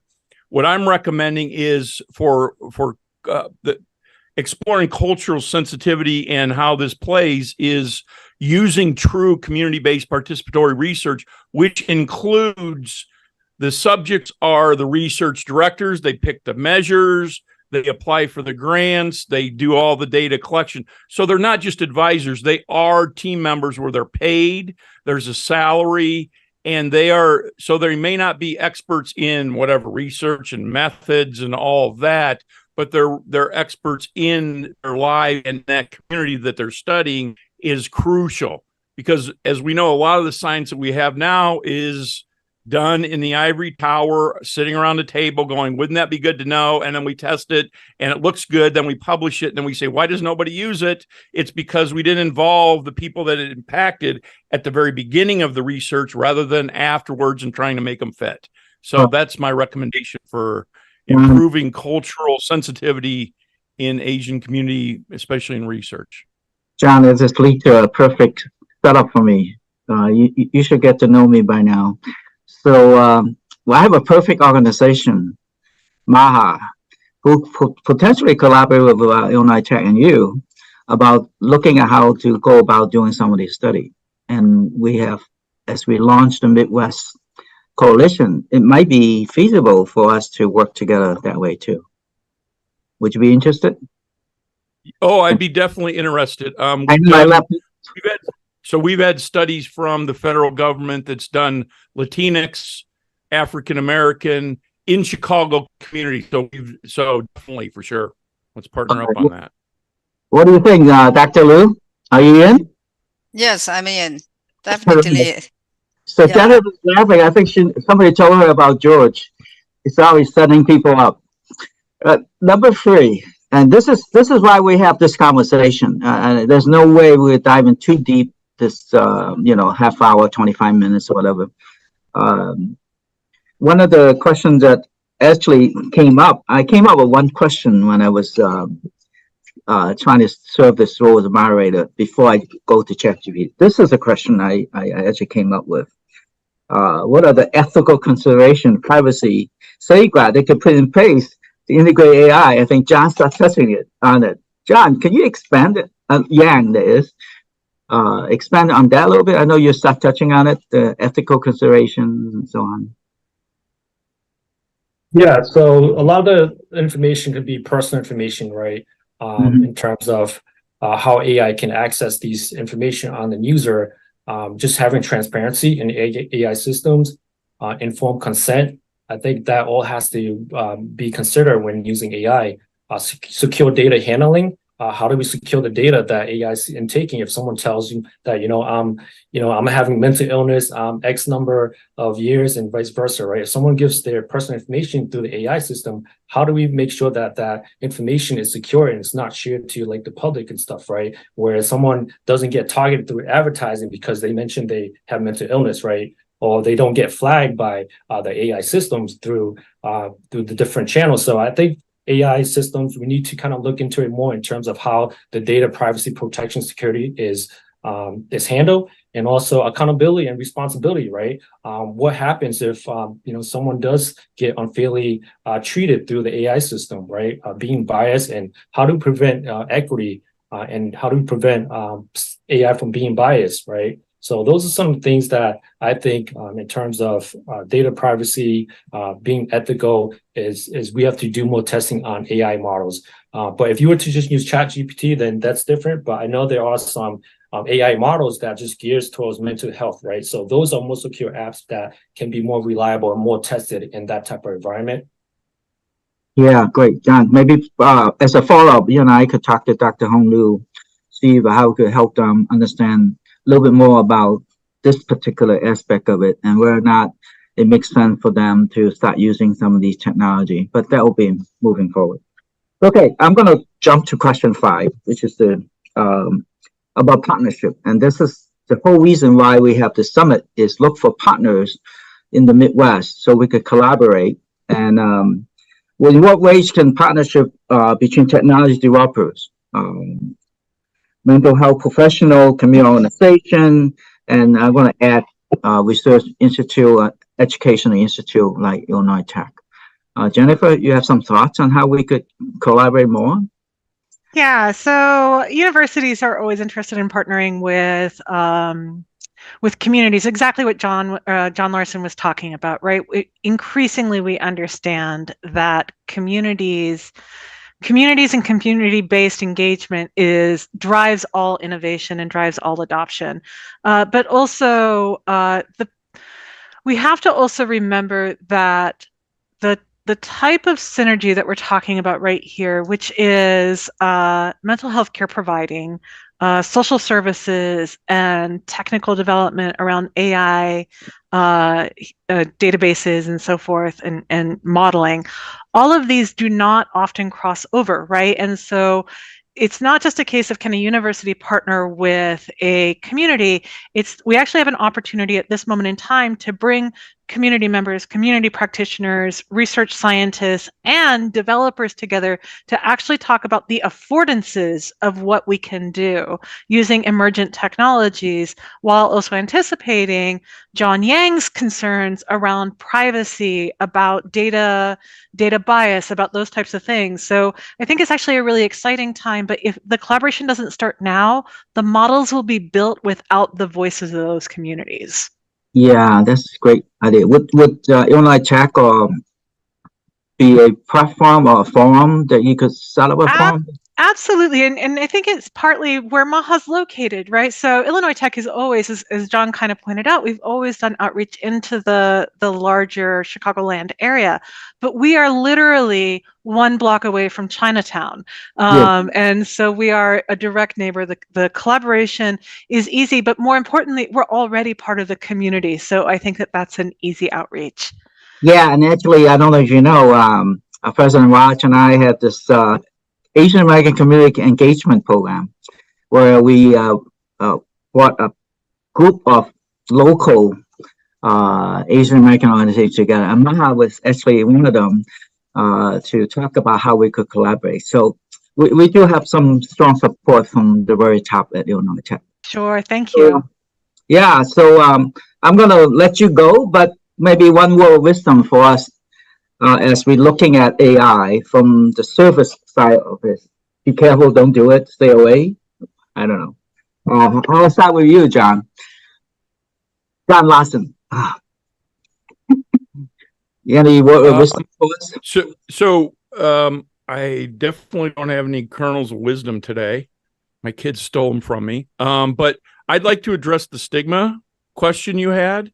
Yes, okay. Because I heard a lot about the stigma. So just generally, we've done a lot of research and stigma around different settings, but you kind of think of it in 3 buckets. You have the self-stigma, you have public stigma, and you have label avoidance. Label avoidance might be a nice mesh with AI and the privacy that it provides. So I don't have to walk into a place. I don't have to self-disclose. No one's going to know except the AI.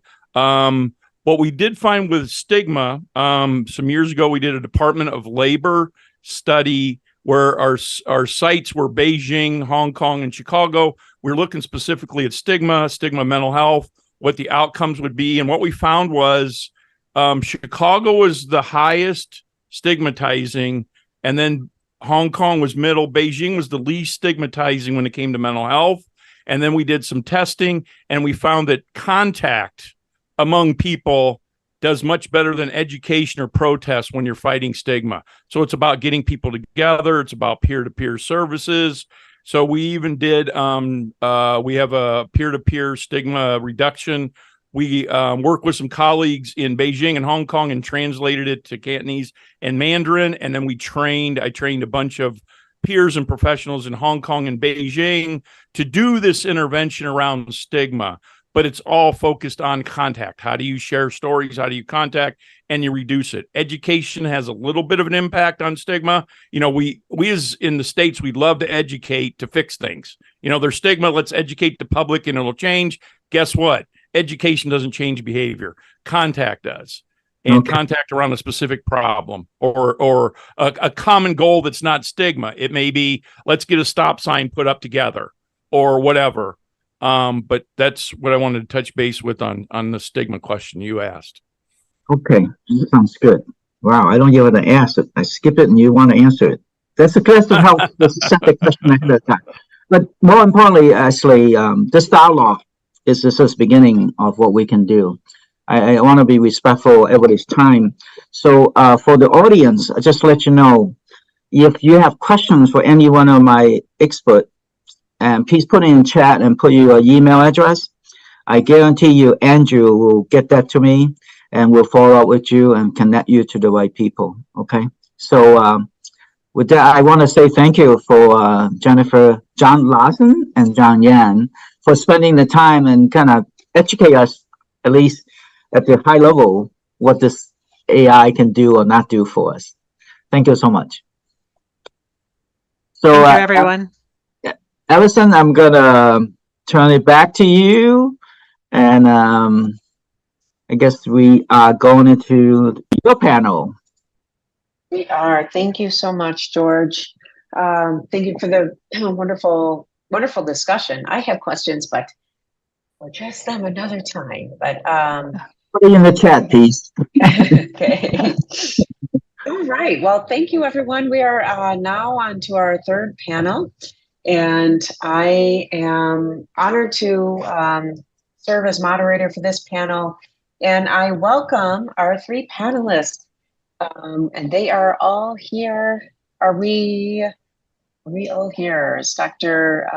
Trail here? I have my camera off, but oh, there we go. Oh, there you are. Okay, wonderful. All right. So I would love to introduce our three panelists. So the purpose of panel number 3 is funding and financing. We need to definitely have both of those things, or either of those things, in order for this work to occur and to keep going on, so everyone can continue reducing mental health stigma and promoting mental wellness and mental health awareness in the community, in the AANHPI communities. The real impetus for this beyond that is in 2021, APIA, the Asian American Pacific Islander and Philanthropy, released a study that showed that 0.16% of philanthropic funding goes to the AANHPI organizations, even though AANHPI make up 7% of the population in the United States and is the fastest growing racial group. So basically what that translates to in dollars is that for every $100 awarded by foundations in the United States, only 20 cents of that $100 explicitly goes to AA and NHPI communities. So, really underscoring the gross underfunding for NHPI organizations who are trying to do this work, this very important work. So with all that being said, I would like to now introduce our three panelists, or actually welcome them to introduce themselves. And if we could start just briefly with Commander Cheryl Trail. Dr. Trail. Sure. So thanks for having me, Allison, and the group. And thanks to everyone sticking in there, the third panel. Man, that's painful. As a psychologist, I know adult learners, so hopefully you've stretched by now. But so I'm Cheryl Trail. I'm the regional administrator here for HRSA, which stands for the Health Resources Services Administration. And I'm a licensed clinical psychologist by training. And I'm here to talk just briefly today really about I'll focus on HRSA's resources and how nonprofit organizations can apply for federal grant money.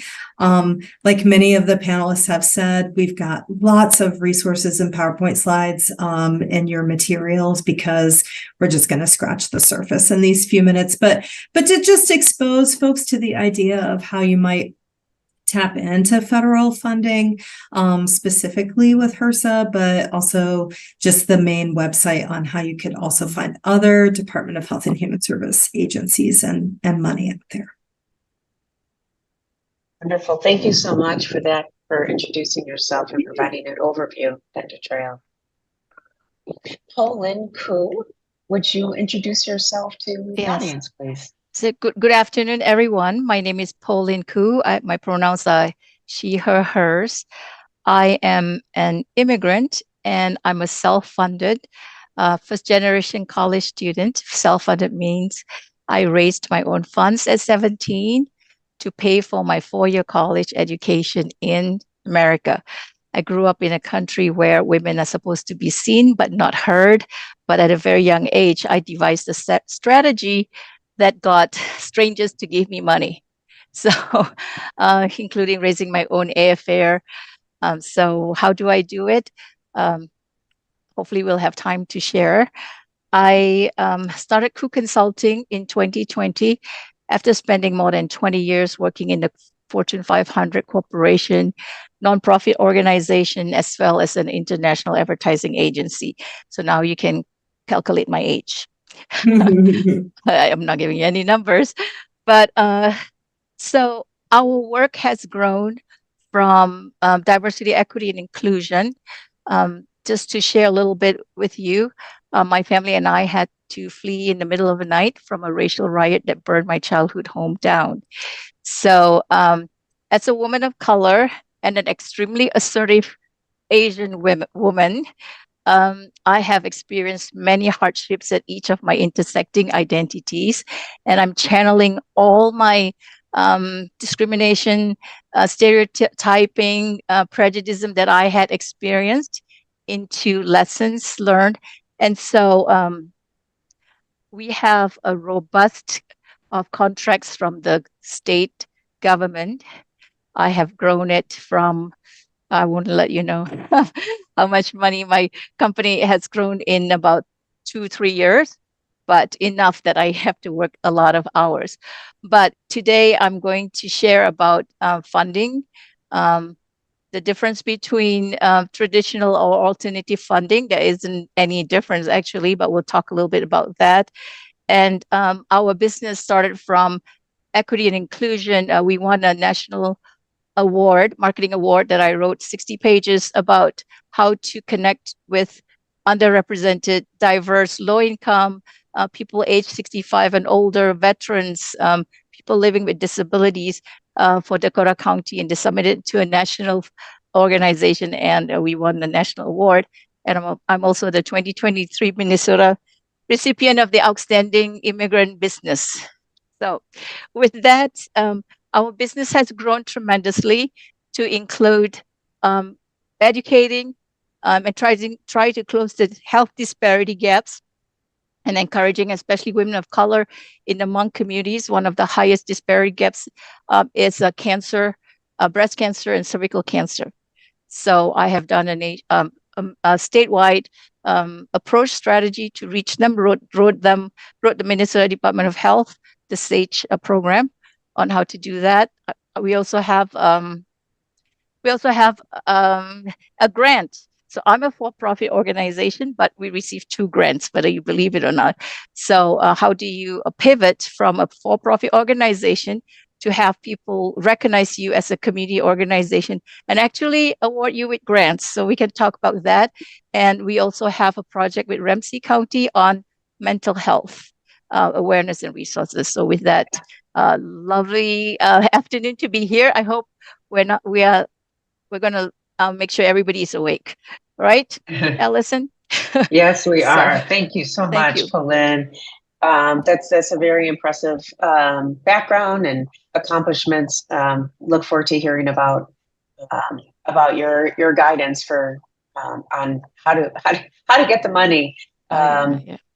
Yeah. So I just want to be mindful of everybody's time. I know I really am grateful for everyone hanging in there, like you said. So want to allow for some time at the end of our panel for some Q&A. So with that being said, I'd like to introduce or welcome Adrienne Baker to introduce yourself and kind of what brings you here today, and talk a little bit about what your background is and IFF and kind of the relationship for this panel.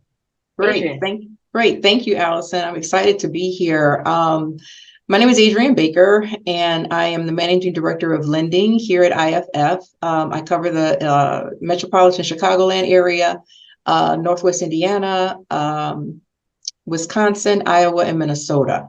I have 3 lenders on my team, as well as 3 underwriters, and we are actively working with non-for-profits in the respective areas that I mentioned, in terms of helping them finance various projects, as well as access the real estate solution resources that IFF can bring to the table. IFF has been around since 1988, and we have lent tremendous amount of dollars to various non-for-profits to assist with facilities, to assist with equipment financing, working capital, new construction from the ground, et cetera. And so I'm excited to be here to be able to talk about how we might be impactful relative to the initiatives that I've heard today. Yeah, wonderful. I think it's a wonderful resource, and I really appreciate the unique perspectives and experience that all three of you have and are generously shared of your time and energy today. So, when we talk about funding, I think as everybody's aware, I mean, there's the traditional kinds of funding, like, old school bake sales, lots of different kind of, things that have, been fruitful to in many respects. Grateful that we have the internet now and a lot more, ability to do, as we're all here today from different parts of the country to meet in this virtual space and really, expand the reach. And likewise, agencies can do that as well, use tools to do fundraising in that regard too. For the purposes of today, since we unfortunately don't have a whole bunch of time, I think what I would first like to ask, we can kind of talk about grants since, certainly Dr. Trail from HRSA is here and who's a major federal funder and, can present lots of opportunities that really could be game changers for many organizations and, kind of just revisiting that data point that I had mentioned about the 0.16 amount of funding that's being allocated to AANHPI community organizations. And then I'm also going back in my mind to what Michael Carbonargi had mentioned about, not just empowerment, but, really what can we do to, support agencies in developing capacity to go for this money? So with that being said, I would like to put it out to each of you and just ask a general question about what our best approach is to getting funding. Dr. Trail, would you like to? I mean, I'm happy to hop in. I'll just back up a little and share a little bit about my background. So I'm an officer in the U.S. Public Health Service, which is thus the uniform. So I work under the U.S. Surgeon General. The first 12 years of my 14 years in the Public Health Service, I was stationed across multiple Indian Health Service duty stations as a clinical psychologist, behavioral health director, healthcare administrator. So really, before the last 2 years, I've been on your side of the fence for a long time, which is how do you do this cost-benefit analysis around the expectations and the lift of going after grant money and how to decide, especially those of you that are providing patient care and behavioral health patient care, compared to really the billing system and the U.S. healthcare system and third-party reimbursements. So I know that that's definitely a challenge, but I will say from the federal points of view, and this isn't getting into technical assistance, we're happy to share our information. And if any of your organizations want more of a grants 101 to really talk through the process of how you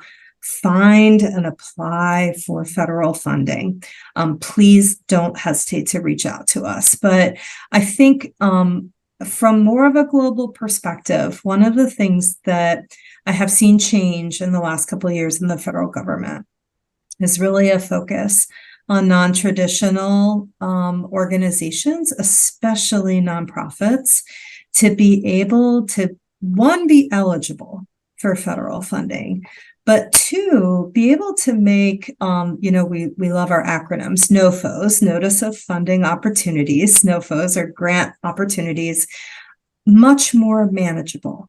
So if, large institutions of higher education and big healthcare systems and state and local governments traditionally apply for funding, oftentimes from the federal government, at least I can speak for HRSA, we're really working on how do we write these opportunities so that smaller organizations can get the TA you need and to apply. So I really do encourage you, there's two main steps, but grants.gov is the main website. And there's all of these things that you can put in the search engine that can really help you see as a nonprofit organization and what funding is out there specifically for behavioral health.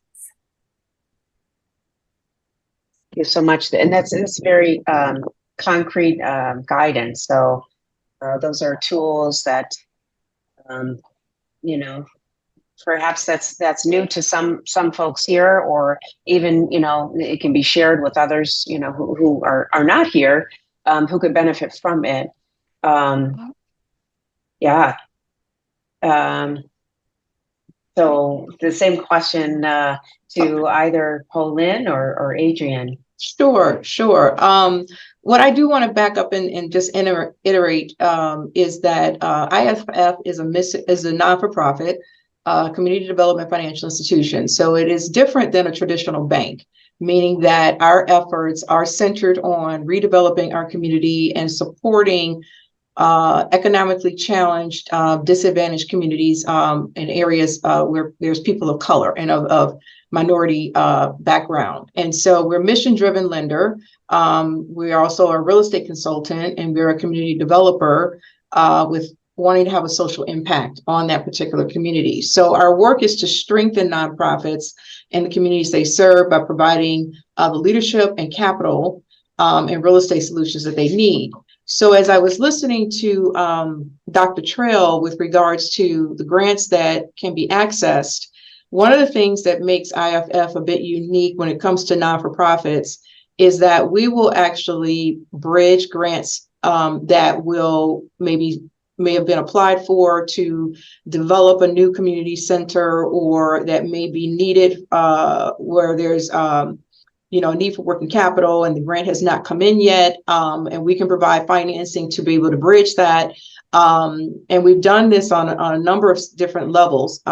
We also support nonprofits regardless of bridging, where if they are just in need of some straight financing to support the operation, to be able to go from renting a facility to owning a facility, to go from constructing a new facility from the ground.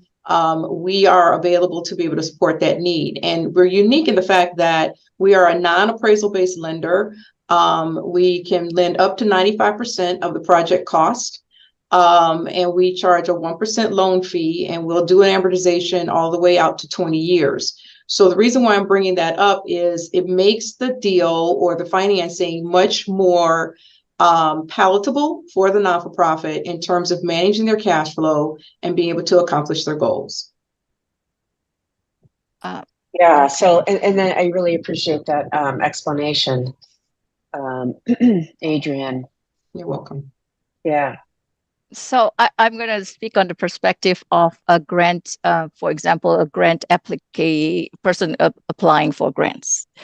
So Adrian and Cheryl Trail, I'm sure you are the lenders or the decision makers. But my advice to people who are looking for grants to please be sure to check out all your options.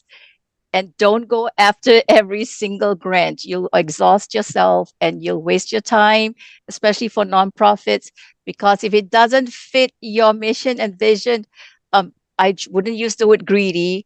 Don't think, you want to do as many as possible. It is not going to work out.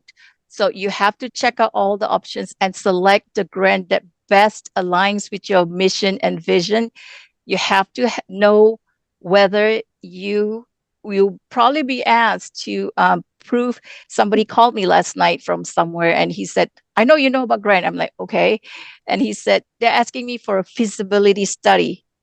So what that means is you have to be able to prove if you get the grant, you have to do a summary, a document that says, here are the steps.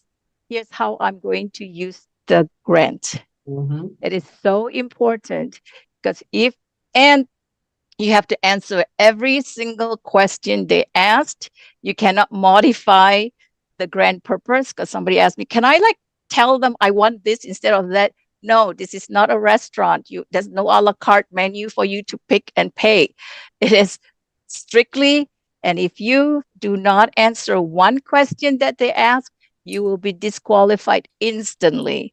And another thing, I know a woman who lost $360,000 in grant, and she called me, should I sue them? I said, for what? If they ask you to provide reporting every month, let me tell you, the reporting I have to provide for these grants I got, holy, I won't say whatever. It is, I have to like eat a box of chocolates to understand what do you want from me? Okay, because if you do not comply, they can withdraw the grant. So therefore, my advice to everyone is money is out there. There's so much money out there. Be very strategic. Look at your mission and vision. Decide whether you have the staff and the capacities to complete the application. Because let me just tell you, the grant funders they are a small world. If you develop a reputation for not complying, I can almost guarantee you they talk about you. So you don't want to have that kind of reputation. So if you guys need any more information, not an expert, but I know strategies really well, feel free to email me. Yeah, thank you for all of that, Pauline. You're talking about capacity, talking about reputation, and I guess I would, it makes me think about like, on the kind of like, if you positively framed that. So what can agencies do to develop their capacity? And what other, because capacity is certainly a pretty common barrier. And what does capacity look like, right? Is capacity, having helped someone to write the grant, right? And that's obviously a big need. But what other things in terms of capacity and readiness would be needed and recommended? I can go quickly on this because I own my own business, right? I do not have any employees. I have consultants. So when I talk about capacity, I have many, many contracts. The way it is that you partner with another organization. If you are a control freak, you're not going to go very far. I'm sorry to say that you want to like, this is all mine. I don't want to share. I don't want people to. It is far better to partner with another nonprofit or another person or another business and put all your eggs together in one beautiful basket or whatever you have, trunk or whatever, and present a solid case. So if you nonprofits, I worked in nonprofit for 12 years. Now you're going to calculate my age because I work in for-profit more than that. But you have to be able to be open-minded, be very smart and strategic. If you partner with 2 or 3 organizations, say, okay, if it's $100,000, how are we going to divide this money up? It is far better to get $35,000 if it's 100,000 and get 10 of the 35,000 or get nothing. So capacity is also got to be very smart about, and then Allison, you can go there, relationship. Who are your trusted partners? Who are your trusted collaborators? Who are the people doing the type of work you're doing? And how can you build the relationships and trust and work together and get the grant and do the like-minded work? Because at the end of the day, I hope it's not just about money. It's about the work that you're doing and the people you're serving. Yes. Yeah, great points, Pauline. I want to get any final kind of comments from either Dr. Trail or Adrian before we wrap up, because we're pushing the time. I'll give 2 tips as far as capacity if you're thinking about specifically federal funding. So one tip is on the front end as you're thinking about applying for federal money is to rely on every free TA resource that the federal government offers you. So, I didn't share, but to even get on grants.gov, you have to get on sam.gov. And there are these, it's a lot of logistics, but there are toll-free 1-800 numbers. You don't even have to look at the tutorials, online. Call them, utilize every single free resource. And then if you find a funding opportunity, so I can specifically speak for HRSA, but I know this is true, those of you that are interested in SAMHSA, CDC, National Institutes of Mental Health, places that would offer behavioral health money, is that once those specific funding opportunities open up, they have usually multiple webinars. And so then for your capacity building, attend all of those. And if you are fortunate enough that you move through the process and you are awarded, my other tip around capacity building as far as reporting is to utilize your project officer. I mean, they're really there to support you and to help you succeed in meeting all of the requirements of your federal grant. Yeah, wonderful advice. Thank you very much, Dr. Trail. And I also have resources that I would like to share. I know we're gonna, kind of be wrapping up soon, but for the purposes of today, and I want to hear from Adrian again on, final thoughts on that.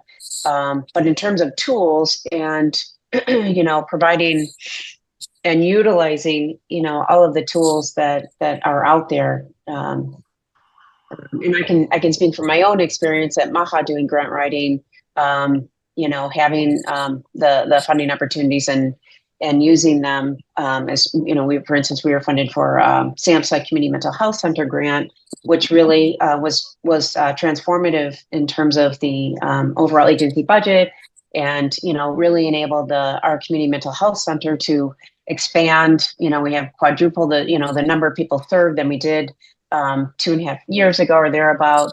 But yeah, it's there's a lot of capacity that is needed in order to pull that off.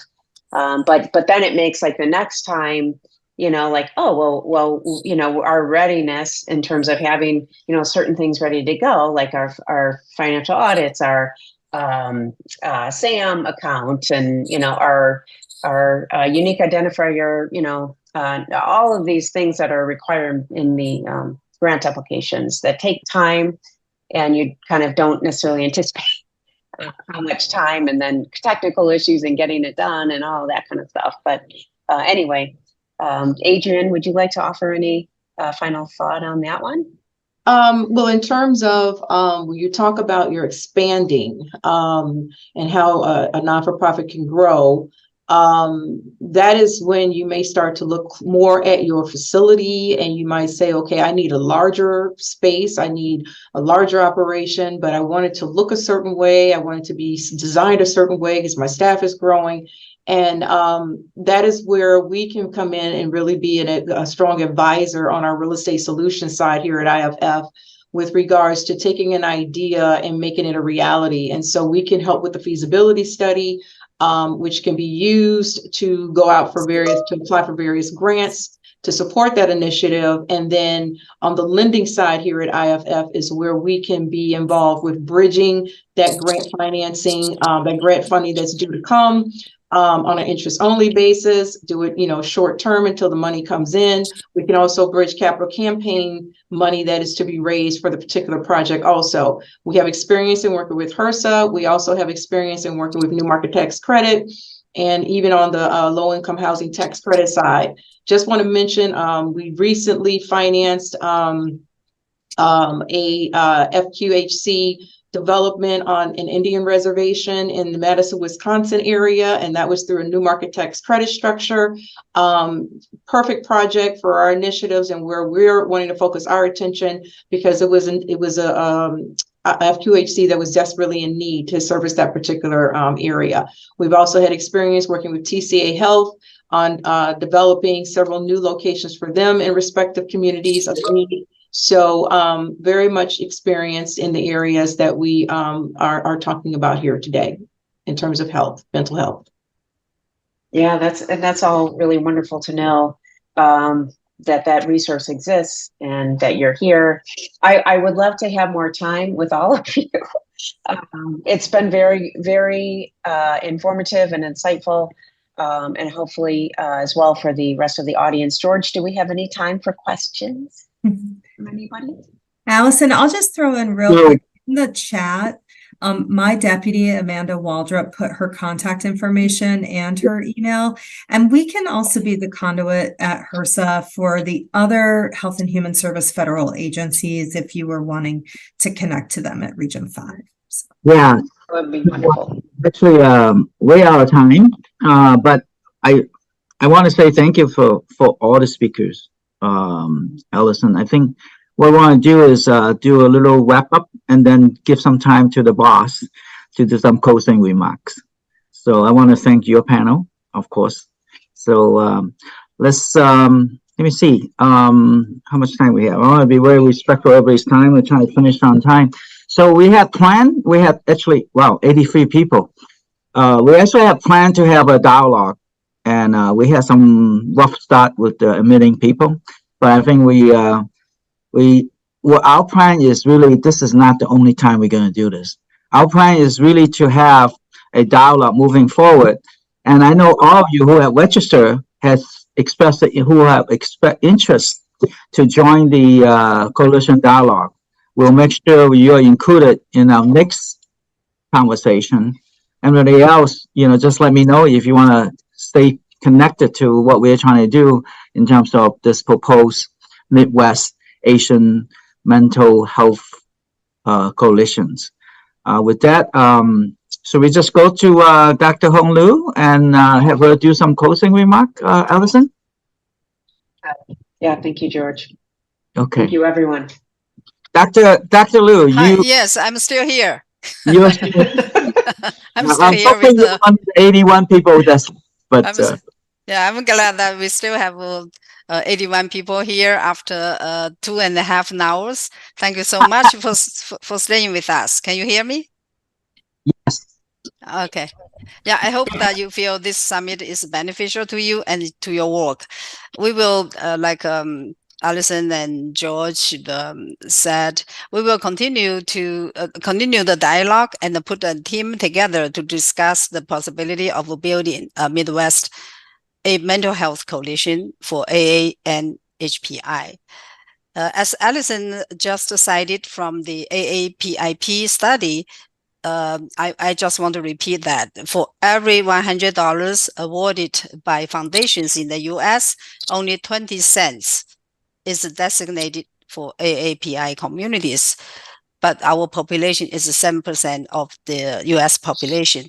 So you know that we have been underfunded. There are many factors, I think, impacting the funding allocation due to the model minority myth and the perceptions that Asians are all doing well in all areas. Culturally, Asians don't feel comfortable to ask for help. And for a lot of grassroots Asian community organizations, there is a lack of experience and expertise to write grants. We lack of confidence to voice our concerns and express our needs. The other factor is a lack of data to demonstrate the Asian health issues and the needs. And all of these, I think, have impact the adequate funding allocation to our communities. So it is important for us to work together to advocate for our needs and ask for resources. That's the reason that we are going to form a coalition and work together. I would like to thank our keynote speakers and the VIP speakers, panelists, and the moderators, and all participants. Last but not least, MAHA's staff team, who have worked so hard in the past 2 months to put this program together. George Moore, MAHA's advisor, has played a great leadership role in planning and organizing this event. Our MC, Alison Pratt, MAHA's director for grants management, who did a great job today hosting this event. Our great mental health staff team, Melissa Wee, Eileen Chen, Jonathan Brodowski, Catherine Wang, Nathan Risma, our social media specialist and navigator program manager, Andrew Piotrowski, and Maha's IT special, Justin Huang, or many others. Without their hard work and collaboration, these events would not be possible. Our one last announcement. Maha will host an annual celebration gala on December 9th, Saturday, at Furuma Restaurant in Chicago's South Chinatown from 6 to 8:30 p.m.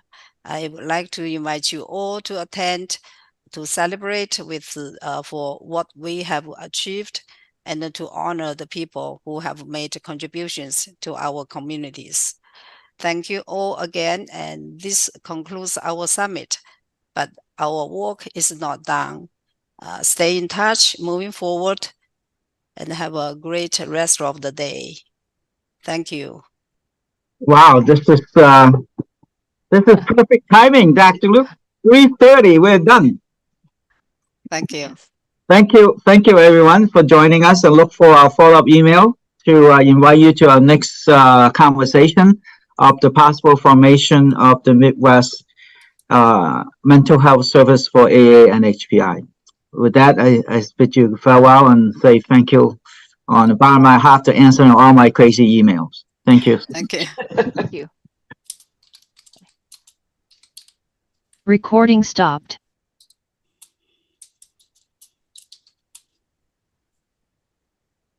Dr. Hong Liu, don't you love it when the plans comes together? Oh, the people are still on there.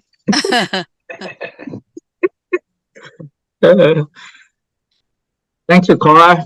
Oh, thanks. We'll have many more conversation. Okay, Cora.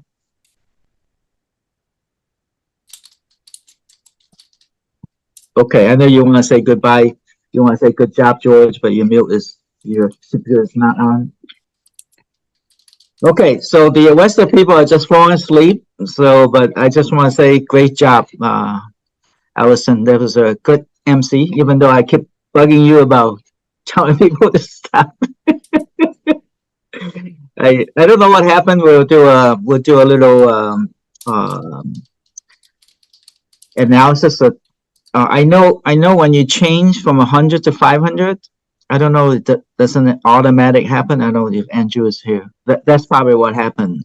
The system didn't change, and then I don't know what Andrew did, but he made it work. So, but it's great. We have 180 so register, and we have more than 130.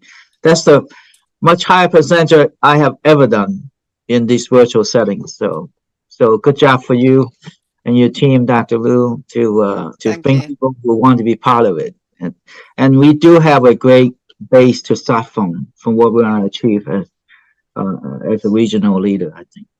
Okay, sounds good. I'm going to bid you farewell and go get some lunch. Okay, thank you so much. Bye, everyone. Good job, everyone. Take care. Thank you. Bye-bye. Great job.